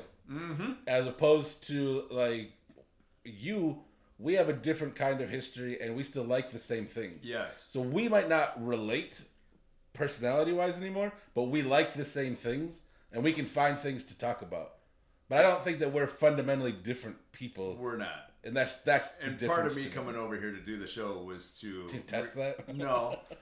Well, I guess yes, in a way. But I wanted to rekindle my friendship with you because I knew that if we did sit down in a room together, we'd be like, oh, yeah, this is what it was like. And it's 110% absolutely that. Yeah. You and I could talk for the next 6 hours and not run out of things to talk about, which is the mark of a true, deep connection with somebody else. That's one of my favorite things about doing the show is I've been lucky enough to talk to a lot of people that I realistically wasn't even friends with, but we just grew up together. You and Sugar, that show. Yeah. Yeah. Well, like one of my favorites was even like Kate Player. Like Kate Player was a great episode. Yeah, and she's interesting. Like I could talk to her all day, and just listen to her talk all day. And this time it hasn't come out yet, but I just recorded it with Silver. It'll have been out already. Silver Marshall? Yeah. Oh, that's good. Man, the Courtney DeLeo episode was outstanding. The Felice episode was outstanding. Gina's episode was outstanding. Gina's another that Jason Carey. So, like, Jason Carey, that's another guy. And if he's listening, man, that's a guy, like, I never really got to be super good friends with. We were, for me, I can only speak for me, I had trouble relating to him. I don't know if there's anything we have in common. We had a really good time in senior year in high school, and Jason Carey has always been one of those people, like, I would love to be friends with this guy so much, but we just, for me, like, I can't connect with him on any level. And he seems like so much fun. And when I heard his story that I'd never actually known before, I mean, I went out of my way to Facebook message him and be like, bro, awesome story. Yeah. And he's like, yeah, thanks. But because what is he? Why would he say anything else? He doesn't know my story. I only know his story. Right. Well, it's also awkward to kind of not like the one to put yourself out there. The Katie Leisure. That was a great episode. That was your introductory episode, I believe. I don't think this show would exist without Katie Leisure. Man, she was a fantastic. I also I didn't still know the direction the show was going to go or what it was going to look like when I sat down with her. And then it just, because I was like, well, I want it to feel as natural as possible. And then it just came out what it did. And I was like, oh, I like this. I had a conversation with Katie about 3 years ago, just over the phone. We talked for like an hour and a half. And she had told me she'd stopped drinking. Yeah. It was like 2021, I think. And I remember in my mind in 2021, because I was still drinking. And I was like, man, I don't think I said it to her on the phone, but I was like, Party Katie's gone. She was such a fun party person. Like, have some drink, that's like, it's gonna be. Now she's not doing that. And I remember I was like, so you're done drinking forever? And she was like, unequivocally, yes. Yeah. And I was like, whoa. And I kind of always, those words, unequivocally, yes, have always been kind of in my mind. And then I quit drinking as well, not like off limits or anything. Do I think I've had my last beer? Probably not. But at this time, you're being more mindful of it. I don't feel any need to. I'm 42. I can assume when all the homies band back together in our 50s, I'll probably hang out and have a couple beers. But I used to. Katie saying unequivocally, yes, I'm done with drinking. that was a huge cornerstone for me to quit drinking. And man, she was right. She was right about a lot of things. She's a wise person. She's one of my favorite people in the world by far. Yeah. I've been lucky enough to have a close friendship with her. I've been lucky enough to hang out with her, just her and I, and go out to like the city to shows and get ridiculously drunk. Yeah. And have a good time. But I also love sitting on the couch and talking to her about stuff she's passionate about. I love both. I like where she's at now so much more. But I had with the crystals and the astrology. Oh yeah, because I love that stuff. Yeah, I know you do. It's fascinating to me. I'm secretly jealous of it. Are you? Yeah. Why? I think it's cool. Mm-hmm. I don't want to put in any time or effort to learn about it because I already have too much shit on my plate. So where does the jealousy come in? I think it's cool. I've met a lot. They're usually women. I've met a lot of women that are big into the crystals and the salt rocks and the astrology thing. Sure. And man, when you say like you love passion, when you can see the passion of how much they believe in it and everything, and maybe it's all true. What do I know? Obviously nothing. Depends on what you mean by true. We know that everything's made of energy, right? Right? Yeah. I don't. To me, it doesn't go beyond that. So I don't know. I like hearing people like if Katie Leisure said, "Hey, I want to talk to you about crystals and astrology for an hour and a half," I would listen for an hour and a half just to hear about everything she has to say. Yeah. Yeah. I love listening to her talk, but eventually I'm trying to, and I try to do it on purpose sometimes because I love it so much. I'm trying to get her to a point where she will unknowingly go, "What?" Forgot all about it. Because it's my favorite sound she makes. I'd forgotten until you said it. Now I want to hear it. Yeah. Yeah, that is classic. But she's like a sister to me. Like I can hear it in my head. Yeah. Yeah, I love her to death. She's good people. But yeah, just hearing that episode. And anyway, that first episode of Katie being on there, and I can just hear how much she had grown. And I kind of feel a lot of that as well. Like, I feel like I have grown. Yeah. And now I look back at my former self and go, dumbass. I don't feel that just because I try to not be hard on myself. I know you're being just to the cent. And I've forgiven myself, too, for being the way I was. I like the idea of, like, some of that might be being shitty to people. Be like, don't worry about it. I've forgiven myself, so you don't have to. Well, no, because I was really beating myself up for a lot of things I've done and said, and I'm like, man, that you just makes me want to go crawl under a rock and die, because that's not the me anymore. And it's like, I can't believe I was that shitty at one point. Yeah. Do you ever feel like kind of not stuck because you're content with what you're doing, but you're like, damn, I don't want to go and tell everybody who I am now, but I wish people knew me now. That's why I'm here on your show. Oh, so this is your horn tooting. You're going to use the show to be like, hey guys, I'm better. Because now if I give my story... I like the delay. Hey guys, I'm better. Yeah, no, that's actually exactly it. Because now I won't have to tell the story a bajillion times to people, the passerbys, you know. Now you like, just go listen to Tim's podcast. Yeah, Empirical People Hour. Call me when you're done. We can hash out anything you want to talk about afterwards. But yeah, I'm new, I'm reformed, and it's true. So... Do you find that there was a trigger for that, or do you think just slow evolution? There was absolutely a trigger for that, yeah. Was a particular... It was a progression of 3 years, 2018, 2019, and 2020. 2018, my marriage ended in a very traumatic way. I forgot you were married, because I went to your wedding. You did, and I don't want to really even go into the details about that. I will say... That relationship, the woman I got married to, was awesome 90% of the time. Yeah. And I was in love with that 90% of the time that was there. But people get caught up and try to overlook that 10%. And that was my mistake. Because I feel like Jason's like that in some of his relationships. Because I wasn't... Where he's even like 99%. I'm like, 1% can ruin my day. That's well, now I know that. Yeah. And so I did. I overlooked the 10%, And that's what did me in with a very traumatic event of stuff I do not want to get into at this time. And then... Hey, Mr. Open Book over here talking shit before the show. Yeah, and now it comes up. There's details there that... I don't want to hear them anyway. 2019 was Jay and Emily's wedding. Yeah.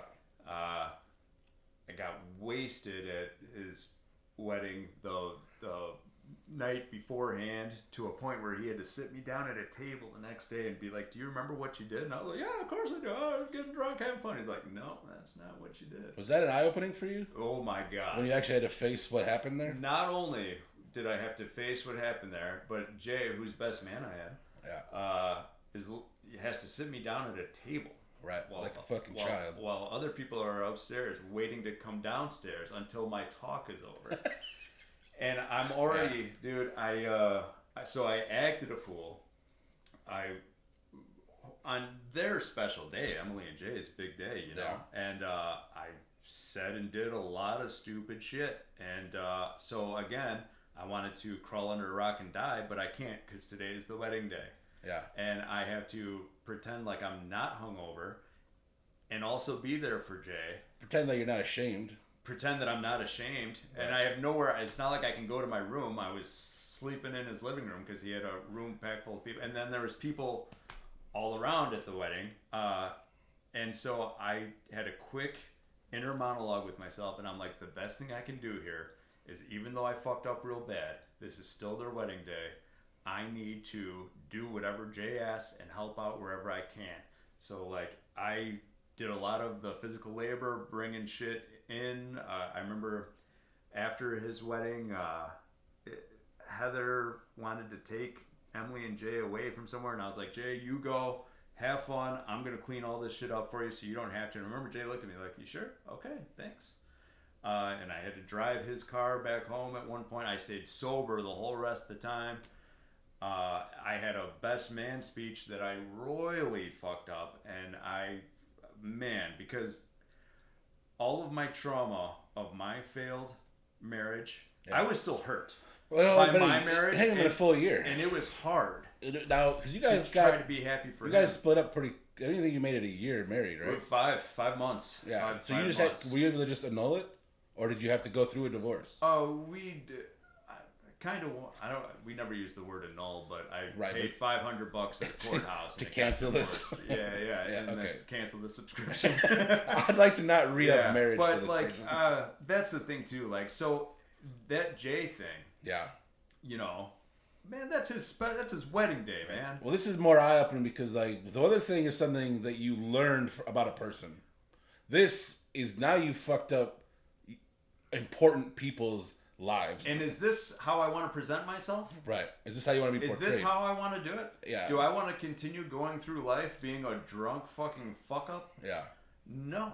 And like those kind of stories travel fast also. Of course. So it's one thing to sorry, I didn't mean to do that, and then just go out and get drunk and again. Being the same guy. So when I apologize profusely, because that sucks ass. Mm-hmm. And then it's immediately, I need to change. Yeah. If I don't want to be this guy, then I need to do something. And that's when the Katie Leisure unequivocally yes popped into my head. Yeah. And I was like, maybe that's something I need to do. And then, I went through, I had to get rid of all of my party enabling friends, of which I had many. Yeah. And it turns out that a lot of those party enabling friends are just that. They're not actually your friend.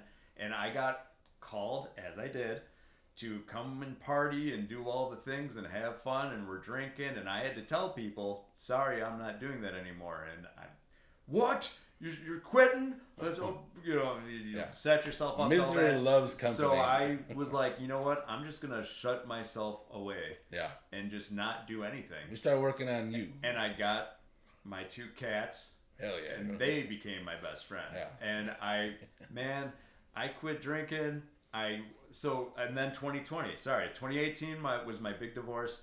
2019 was the Jay wedding. And then 2020, COVID happened. And the world shut down. And I was getting out of the bar scene because now that I had quit drinking, I could see that all I'm doing is enabling and getting all these other people drunk, and they're not doing anything with their lives. Yeah. So I wanted to start driving a truck because they make really good money. You pay $3,000, you go to the CDL school, you get your CDL license. Yeah. Looked up the CDL schools. There was a place in Springfield, Illinois, where my grandma and grandpa Williams lived, my religious grandma and grandpa. Oh, yeah.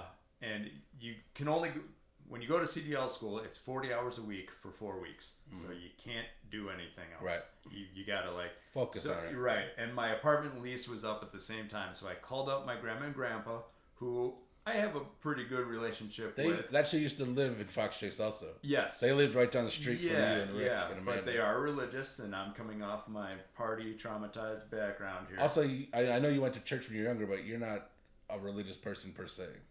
I am now. Are you now? Yeah, and I'm getting into that. So, December 2019, I make the decision to go to CDL school. I have to look up where they are. There's one in Springfield. My apartment lease is ending at the same time that the CDL school begins for a month, and I was like, hey, Grandma and Grandpa, I'm going to put all of my stuff into storage. Do you mind if I come stay with you for a month while I go to CDL school? I'm going to bring my 2 cats. And without hesitation, my grandma and grandpa were like, yeah, I'd love to have you. Sounds good. So I go there. CDL school begins February 15th, 2020. I graduate CDL school March 15th, 2020. The world shuts down that next day. Yeah. And I'm living with my grandma and grandpa in Springfield, and all of the news is like, can't go to work, everything closed, stay inside. Wherever you are is forever. So I'm like, right. So I look at my grandma and grandpa, and I'm like, is it okay if I stay here? And they didn't hesitate. They're like, absolutely, you can stay here. They're good people. They are incredible people. And from that, for the next 9 months, I lived with my grandma and grandpa, my religious grandma and grandpa, in Springfield. And it was twofold. One, it was kind of a rehab for me in a way. I was going to say, it's got to actually kind of be nice. At a time where I needed to be taken away from any party-enabling friends and just not talk to anybody while I get on track. You're in a new area, alone, can't go anywhere anyway. Yes, it isolated me. It really gives you that cold turkey. Yeah, so it was a blessing. Yeah. It was a blessing from God. Sure. And, so I'm sitting there having coffee shortly after I move in, and I know my grandparents are deeply religious, and I start asking my grandpa the George Carlin questions. There's this big man up in the sky, who watches everything you do, but he loves you. Yeah. And if you don't do what he says, he's going to send you to a pit of hell, or I said that wrong, but you know what I'm talking about. Sure. And my grandpa had an answer for everything. And sorry, that sounded wrong. He made it so that I genuinely had an interest in learning more about the Lord. Yeah. And if anybody out there is listening to this going, oh man, did Zack Williams become one of those Bible bangers? Yes, I did. And it's the greatest thing that ever happened to me. I mean, fair is fair. Because I remember when we were kids, I'm a very anti-religious person. I remember. In my youth, I was really, really dick about it. I remember. Now I don't. I'm like, whatever makes you happy, you should do that. Yeah. And I've always been agnostic. I've never been an atheist. I've always been agnostic, just because I don't think that we as humans have the capacity to understand enough about the universe in general. 110% So correct. it doesn't bother me who's right or wrong. I don't care. But one of my first experiences of going to church was with you when we were kids. Yeah, because my parents made you go if you're going to spend the night? Yes. They did that to other people too. Such bullshit. But realistically, we went around with a bunch of other kids and did a bunch of sports stuff. Yeah. Played around, talked, and then there was like a 5-minute prayer at the end, and that was it. You probably saw Andy Halter there, but you didn't know Andy yet. I have never thought about that until right now. Yeah. That there's probably quite a few people there that I would know later. Yeah. That's crazy. Yeah. But yeah, so you end up getting I would say born again is not the right word, but definitely reintroduced. Yeah. So bringing it back to wrestling, yes. I am 1,000% Shawn Michaels because I started, as all you guys knew me, 1998 Shawn Michaels. Okay. piece of shit. I like you, loud, like all of you obnoxious. will understand this. I'm 1998 Shawn Michaels. Right. Well, you know Jay's popping. Hell yeah. But and now I sit before you, 2002 SummerSlam Shawn Michaels. That's right. Cowboy boots. Yeah. Blue jeans. Yeah. Philippians shirt. Yeah, and talk all nice. And then you get to hear interviews with the other wrestlers going, he's changed. Yeah. Kevin Nash, oh, he's changed. Yeah. For the better.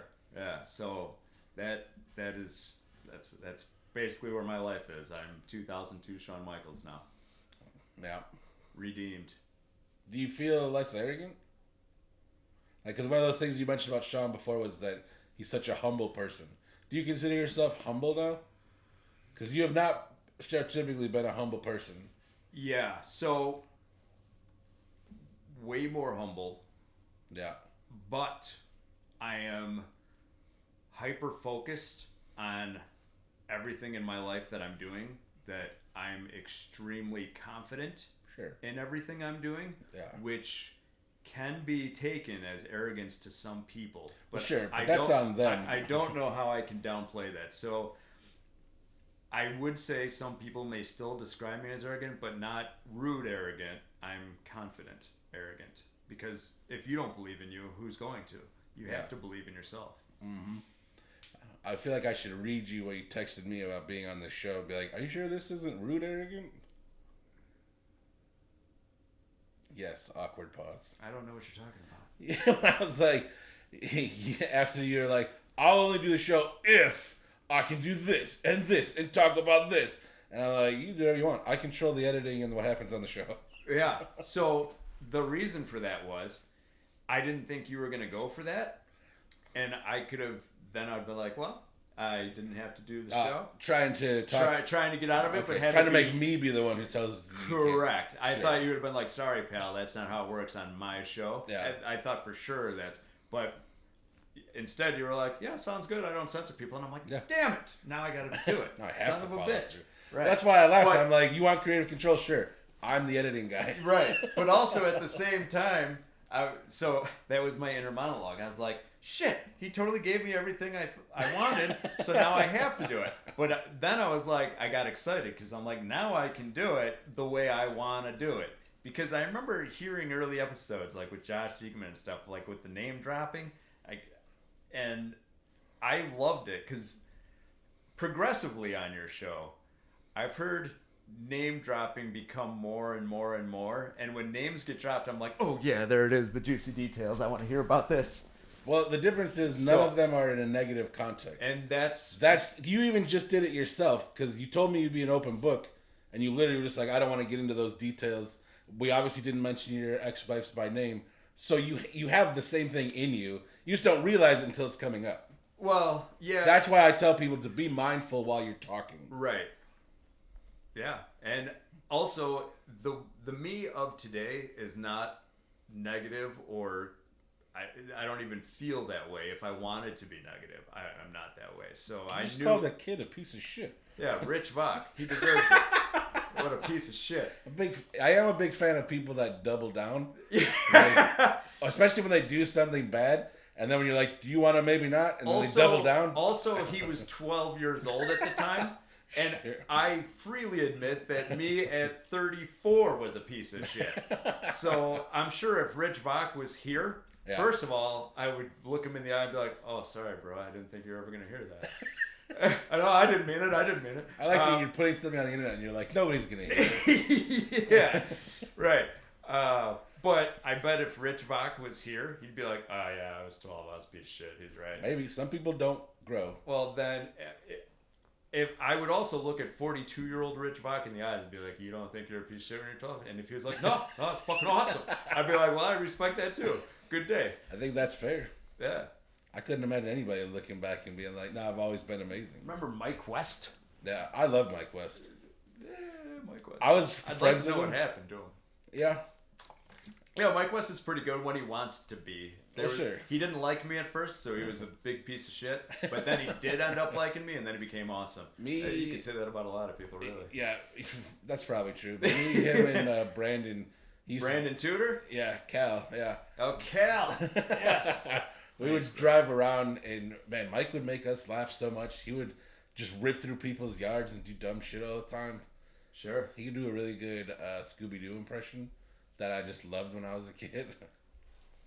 His grandparents lived in Fox Chase, so he was around somewhat too. Yeah, remember Nick Jackson? Nope. Okay. Remember Sean Ryan? Yep. I worked with his brother James. Justin Burgess? I remember the name, but nope. Dan Leisure and I remember Dan Leeser. I love him. Well, Dan Leisure, for whatever reason, occasionally, every once in a great while, we will Facebook Messenger each other just a random name from the past. Really? And Dan Leisure hit me with the Justin Burgess. Wow. Like months ago, and I was just like, damn, that was a good deep pull. That is I have not heard that name since freshman year of high school. That is a deep pull. Right. I don't want to play into this, but AJ Blushevitz. Oh, that's a good one. Scott Johnson. Yeah. Yeah. AJ Blushevitz. Yeah, that popped me just as much as the Justin Burgess. That's a good one. Yeah. It's a deep cut. That's a deep cut. So Carolyn Sullivan, who married Jeremy. yeah, I say they're actually married. Yeah. Hope they're doing okay. I would think so. I mean, yeah. I'd actually love to get Jeremy or Carolyn on the show. Oh, to be honest. bro, you should get Jeremy on the show. So one of the things I like is I'll randomly message people that I've like haven't talked to in like 20 or 30 years or never talked to, and I just be like, hey, I'm doing this thing. Like, we should talk about your life. I'm also really bad at it because I always am like, hey, I have a podcast. You want to record an episode with me? I don't tell them what the podcast is about. I don't tell them like nothing about it whatsoever. And then I'm like, so I can't imagine they're like, hell yeah, that sounds awesome. And they're like, why? Don't even talk to me. This is weird. But a lot of some of them show up. I get anxiety every season though. You do? Oh man. Before every episode? Did you have anxiety before I came over? Yeah, I always get nervous going on the show. I do too. Because I don't plan anything. I have this very, very loose structure that you've heard in the show.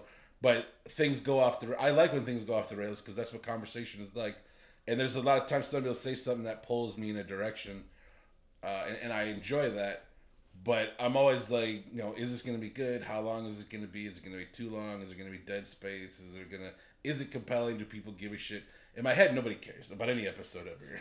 That's probably the way it is too. Probably. You're your own worst critic. Sure. Yeah. Were you worried I was going to be a time bomb on your show? A time bomb? Well, I'm using the wrong words because I can't think of the right words. When you say time bomb, a loose cannon. Loose cannon. That's what I meant to say. Like a young Brian Pillman. Well, you'll remember I said if you wanted to go scorched earth, go ahead. Yeah, great phrase. But the more I thought about it, the more I was like, I don't think he has an agenda against anybody. He just doesn't want to be censored in general about telling stories that happen. For the way I talk, right? Also, I wanted to name drop because my story is kind of difficult to tell without name dropping specific people. Is that true? Yeah. Yeah, I don't mind name dropping friends. Right. And I talk nothing negative about anything except for that godforsaken Rich Bach. I hope he accidentally somehow hears it. Yeah, if he does, if Rich Bach listens, what's up, bro? How's it going, man? So, no, I didn't mean that. It's, them's just words. Yeah. Yeah. But we skipped through all of high school. And it's fine because a lot of that is just name dropping too, really.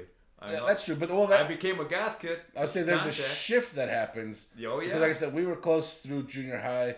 You and I lost touch in high school. We still hung out, but you were going in a different direction. I went in a different direction. I feel like I kind of plateaued out. Sure, I'll answer any questions you have. They're not questions. That's just what happened. Yeah. And then you started hanging out with other people because you've always been a social person. Yeah. And like we said about the chameleon thing, part of that is becoming friends with other groups. I was starting to go to college parties. Yeah. In my junior and senior year of high school. Yeah. So that was kind of another thing. Like. Well, that's the thing too. Is for I wouldn't say rift, but I didn't. My first drink wasn't until my first drink was at like 12, but I didn't drink until I was 26. I got corrupted my sophomore year. Right, and you started very early at a time when I was like, I don't want to do any of this or be part of it. Yeah. I for sure could have just been a party kid right next to you. Sure. But I had no interest in it whatsoever. That is true. And I feel like you were more reserved when I was more outgoing. And I found more people that were enabling me to be like, hey, you're fun to party with as well. Yeah. You want to come to parties with us and do more of this. Yeah. And that escalated. Did you ever feel a part too, especially when you hang out with an older crowd, where they find it entertaining the fact that you're a high school kid? No. Or did you never feel it? Because I used to party with my brother. I remember and his Sean friends. McAllister. Yeah, when I would party with them, they would always be like, he's only 11. Yeah. And because like they're all 18 and in their 20s. I was treated as an equal. Nice. And that was kind of the thing. Like, the drinking at 16, 17, 18, 19, 20, early 20s, that whole period, just magnifies your confidence. And when it magnified my confidence, I made new friends. I asked out and was successful with lots of girls, and that's a big thing too, especially to an adolescent man at that age. Also, you lived with us at that age that's too. all you really care about. Yeah, I sure did. I don't remember. I think that's the part we skipped over. You had mentioned your stepmom. Eventually, Rick remarries. And did they move to Springfield? Is that why you ended up with us? Yeah, my stepmom, that's another big fiasco. Because I wasn't her son, and I was dampening her style by being alive. Right. Pretty much. Also, to this day, I still say wash the window. Oh, terrible. Pizza burgers? Those were amazing. Yeah. That's their one saving grace, if there's one. So anyway, they built a house and moved to Springfield, which is where my stepdad, dad, Rick, and Sarah were both from. And they moved right before my senior year of high school.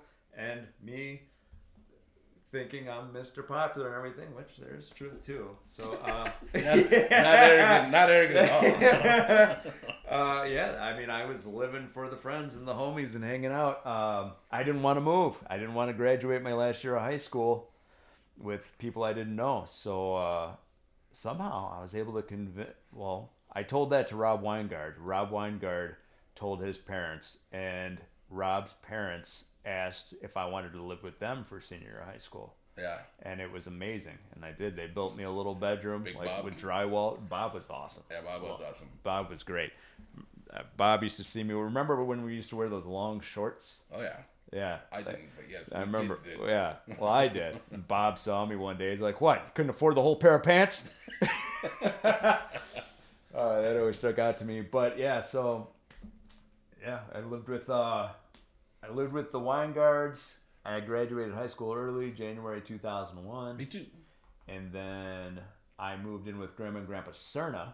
Yeah. In Hickory Hills for a little while, and then I lived with them for 6 months. Then I moved back to Springfield with my stepmom and Rick. Lived with them for a year. Got kicked out a second time. Got my own apartment in Springfield. Lived there for 6 months. Decided I wanted to come back home to Oswego and all the homies. Never really wanted to get an apartment in Springfield, but I had to due to the situation. Yeah.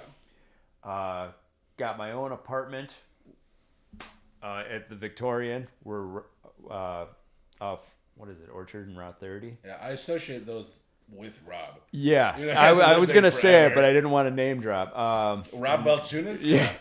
Well, because Rob Beltunis is associated with those apartments. It's for some reason. Yeah, he lived it there was the great. longest. He did. Also, I'll name drop Rob all day. But I lived at He's my favorite person to make fun of.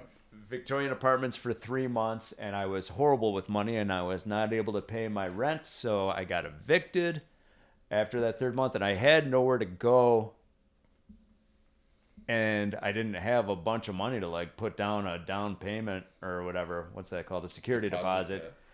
Yeah. And I don't even think I asked you. I just went over to your house because I had a great relationship with your parents, a wonderful relationship with your mom and your dad. Yeah. And I remember your dad was tinkering out with something out in the garage. Always sitting there smoking, standing there smoking. And I came over here, and I drove my pickup truck over to your house, and I did not even ask you personally, Tim Day, at all. And I just started talking to your dad, and I told him the situation, and your dad did not hesitate. He's like, yeah, make a spot for you in the basement. Yeah. And he did not hesitate. He took me in, no problem. And it's... I think we're getting our years crossed. That was 2000. I lived with you in beginning of, it would have been 03 or 04. Okay, that's correct. Because the band, we practiced down there when you lived there. Yeah. I'm trying to think about where wrestling was at the time. 2003 was Chris a dark Nowinski, time. Maven. Remember, 03 was when I had that box set of a bad year. Oh, it was just a great bad box set. Great. Were the spines aligned? Yes, but the year of wrestling was bad. Yeah. Except for Chris Nowinski. It's great. Yeah. Well, and he'd also go on to do amazing things outside of wrestling. Yeah. Right. He dissected Chris Benoit's brain. That's cool. And he does all the CTE work. He's the head of the research there. I just remember that. So Maven won Tough Enough. But Yeah. I remember that damn Chris Nowinski videotape he sent in to even get picked, and it was great. Yeah. First of all, I'm Harvard, so I'm the best. I went out and bought a Harvard polo shirt because of Chris Nowinski. He did a lot of dumb, weird shit like that. Tons. Remember Alien Ant Farm? Oh, how And could to I cut your forget? hair, you got the blue jacket. Got the whole thing. Yeah, it's great. Dex, to kind of pull that thread, do you feel while that was happening? Bam Margera was a big influence on me. I miss Bam Margera. I mean, I hope he's doing well, but I miss that time of like Viva La Bam was so fun. Oh, so fun. Do you find, looking back or at the time, trying to figure out who you are and then kind of plugging into all these different things to see what sticks? Did you feel that then, or do you kind of see it now? I think I did feel it then, but if you would have asked me then, I would have told you no. Sure. But do you feel like, I don't know who I am in relation to what I'm doing? Yeah, like, I think I was people-pleasing. Yeah. And trying to be liked. I didn't want to be disliked by anyone. I remember that was a big thing. I wanted to be everybody's friend. Yeah. Even when I got drunk and started talking a bunch of shit, I wanted to be everybody's friend. But now,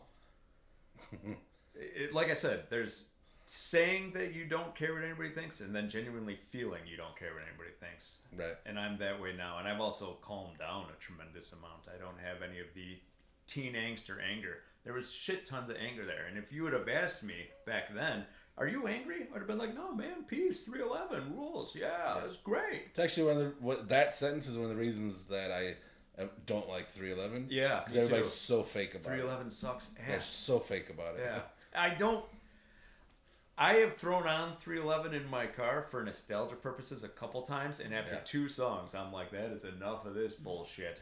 Yeah. Happy Slam Dance song? What the fuck is that? It makes me laugh to think that you don't listen to them anymore. I know. Awesome. I love that I have a 311 tattoo on my calf. It's like a big joke on myself.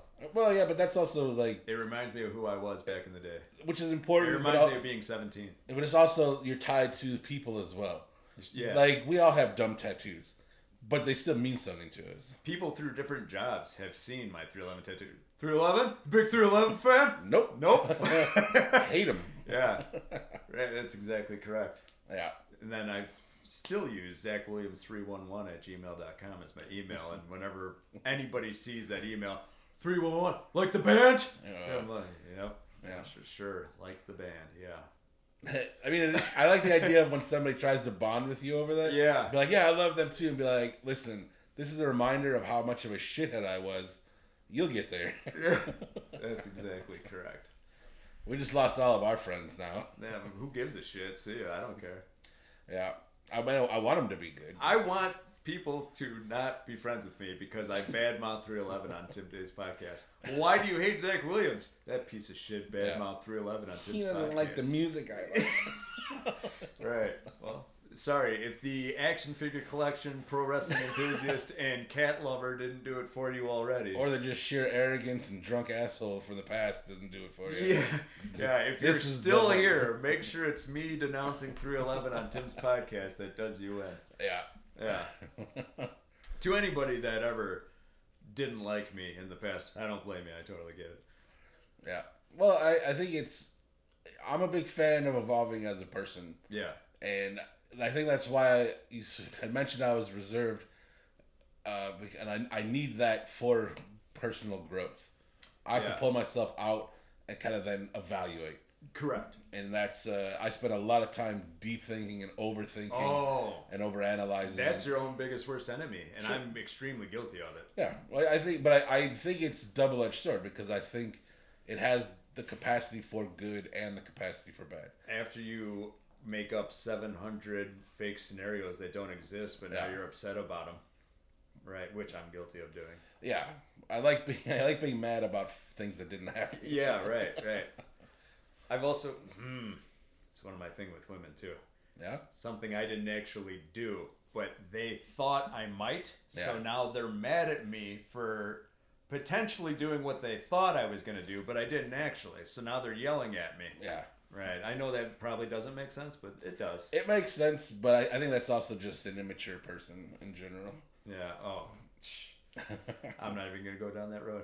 But okay, this has been fun. It's your show. I'm wrapping it up. That's a good place to end. Unless you want to keep going. Is it a good place to end? I don't know. We can discuss more. Just glossed over high school. I know you predominantly stayed in serving positions for most of your jobs. Yeah. But you did get your CDL. That's amazing. I did. I moved to California with Jay for a little while. Oh yeah, that's right. Yeah. When Jay pissed off to the West Coast, he didn't know you were coming either, right? No. Yeah, that was an inside job. So Jay moved to California. Yeah. By himself, and then the job I really enjoyed working at the bar we went out of business.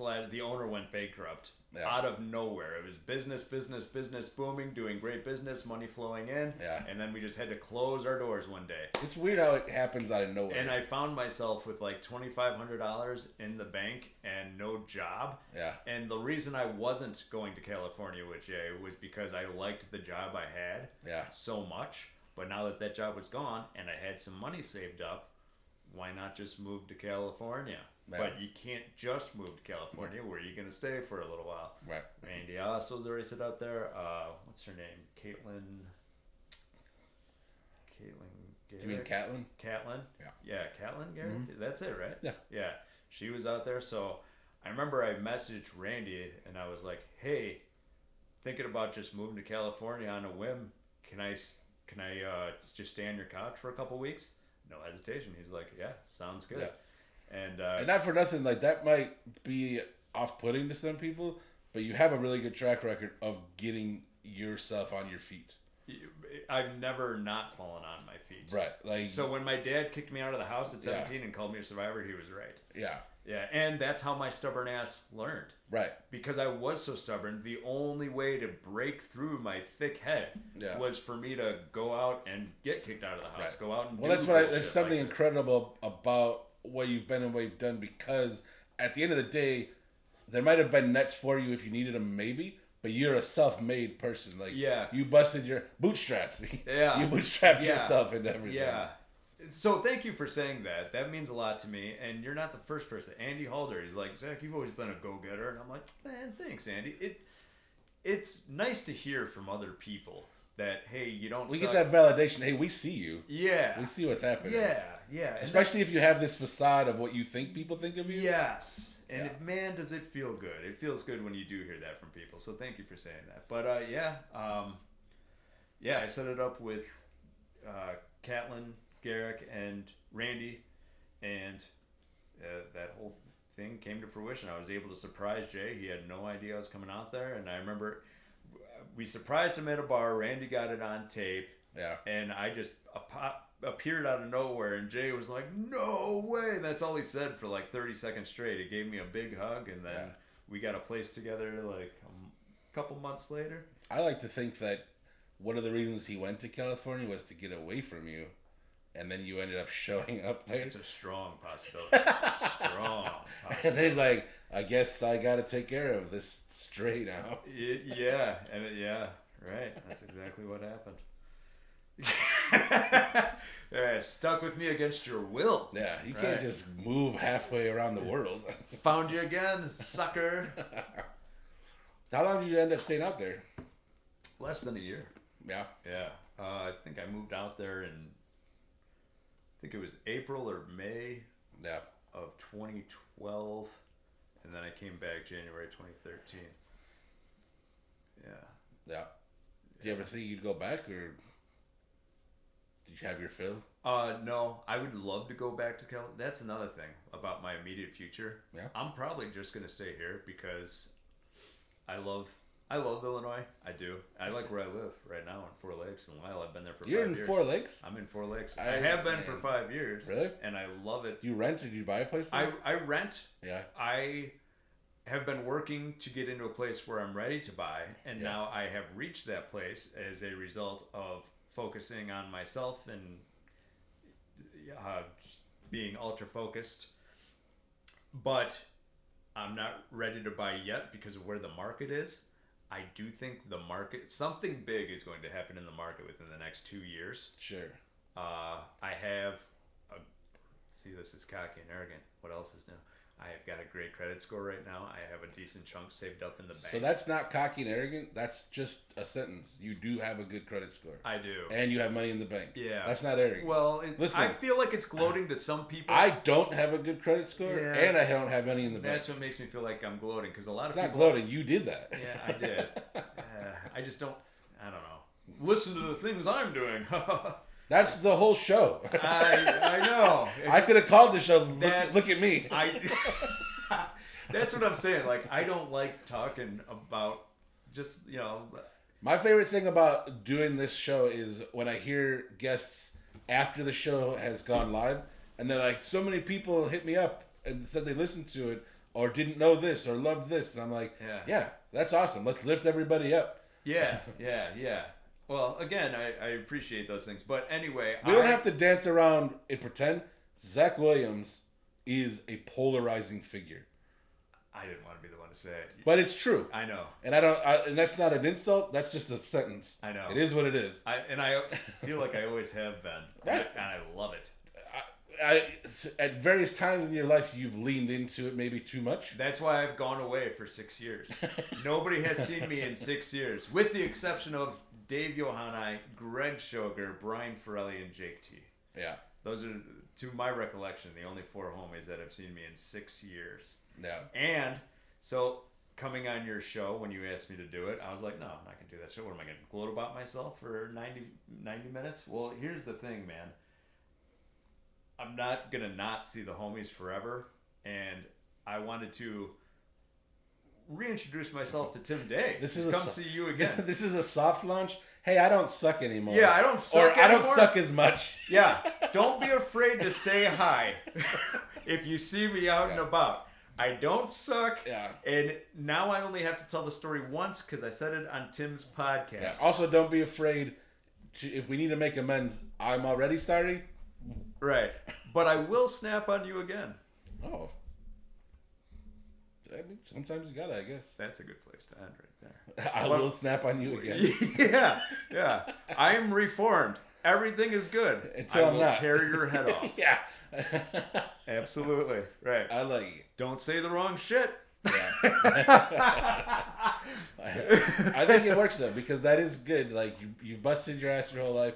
Because I think a lot of those things, like it's easy to sit here and be like, oh, I know we kind of brushed over them real quick because what are we going to do, dwell on them? Dude, if you want to open up the room, I'll open up the room. Well, I'm being cognizant of your time. I think it's easy to write somebody like you off and be like, oh, his dad committed suicide, his mom died of breast cancer, his stepdad adopted him. Yeah. What a depressing life. This is why he's the way he is. Right. He's trying, he obviously he lost those things and now he's trying to get affection anywhere he can. He just wants everybody to love him. Which, I'll be honest, if I heard that story from somebody else, I would think those same exact things. But I think that is too easy of an explanation. I think that there's a lot more nuance to that, and there's other little factors as you grow up also. That might be your blanket, but eventually, like everybody, you have to decide, am I going to be this person that lets this affect me this way, or am I going to go in a different direction? Well, that's where actually feeling I don't care what other people think. Right. Leans into it. And so you said earlier, like, I've only heard this story secondhand. Yeah. You know how many people have told me stories about me that they've only heard secondhand? I love hearing stories that aren't true. So about many. me. And that's how I guess I know arrogantly that I'm a polarizing figure is when people, and that's the thing. I've heard so many people come to me with stories that aren't remotely true. Yeah. And then they tell me the story that they believe to be true, that's absolutely fabricated, and then they look at me like, what's your response to that? Huh? You know? And I'm just like, my favorite response to that person that has just told me a false story about myself is I look at them and say, whatever you've heard about me, believe it, and that I did 10 times worse, and leave me alone. There's the arrogance and stupidity. Correct. And then they just look at me like, oh, I can't believe he said that to me. But he didn't deny it, so maybe. You know. So whatever. And and anybody that really knows me, it's not true. So whatever. Just yeah.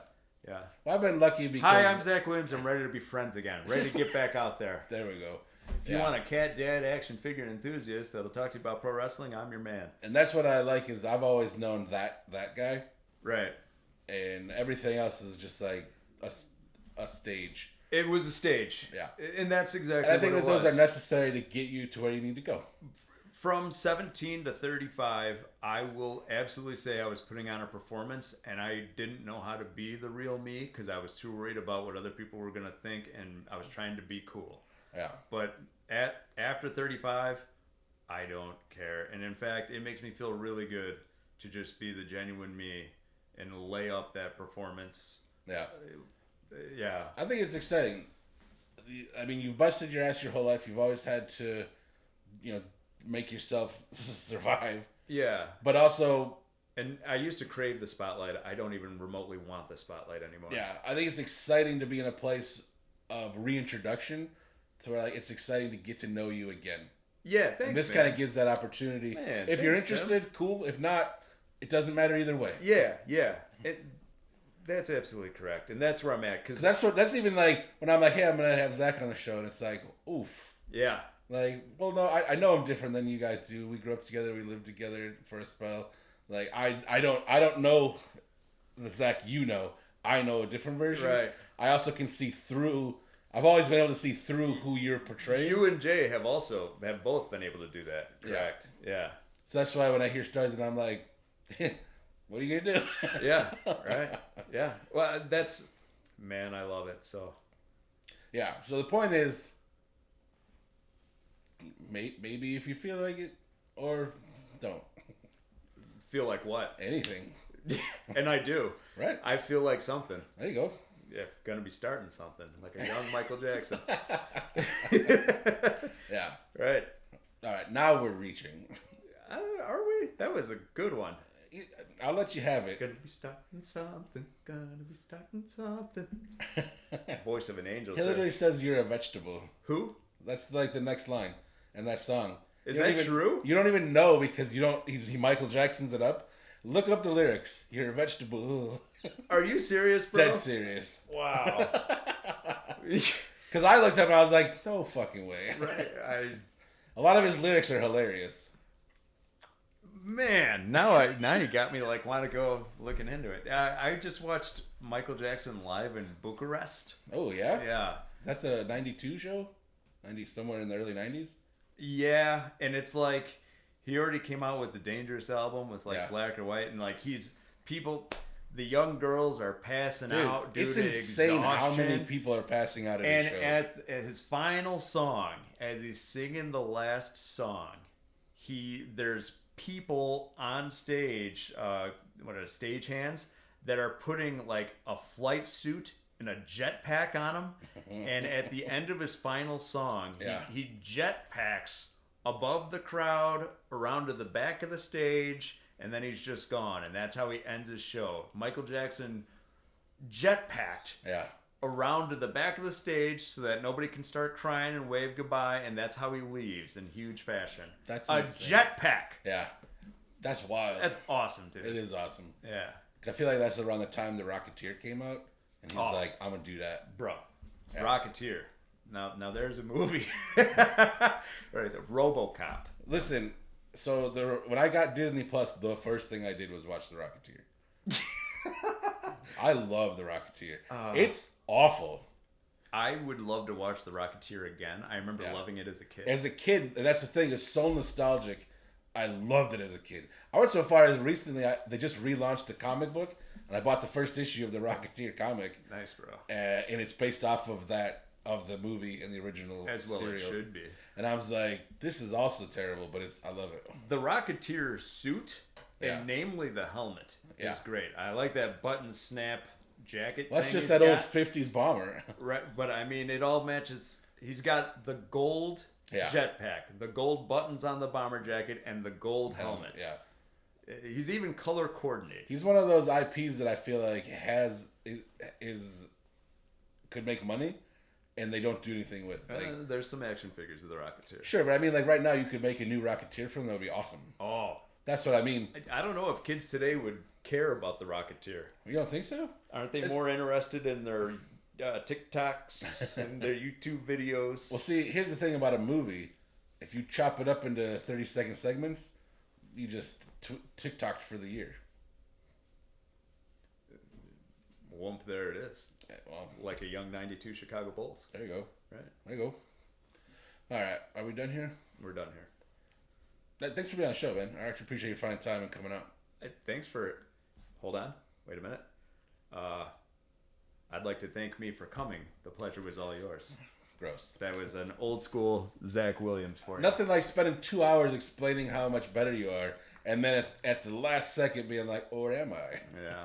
Yeah. Suck it up, assholes. Way to undo everything. Yeah. After this airs, you'll go back into obscurity, and nobody will ever talk to you again. There you go. Well, yeah, you know, Your well-deserved shame. roll the dice if you come talk to me and say hi, or don't, whatever.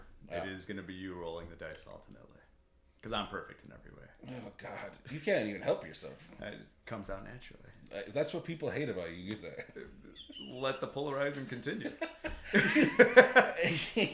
I just want people to know I'm different, and like, Yeah. but it's like in your head, you can't help but have your head to go, "Am I though?" But that's kind of where I'm at, right? Like, yeah, yeah. it's a really high self-confidence. And I've achieved so much. Yeah. I'm pretty great. It's funny to me because hearing you say it, the show is about lifting people up, but when you say that, I'm like, now I just want to tear them down. Right. I'm going to do that with one phrase. Cheese Commander. Oh, I love that phrase. You don't. I do. Then you don't understand it. Yeah, I don't. Nobody's ever explained it to me. Really? Yeah, I don't get it. That's even funnier. That's where we'll leave so I can have you level Yeah. with your stupid ass arrogance. Yeah. Well, Zack Williams, Cheese Commander. Seriously, though, thanks for coming. it's my pleasure. Doing Thanks the for show. having me. Take a chance if you want. Otherwise, fuck this guy. Yeah.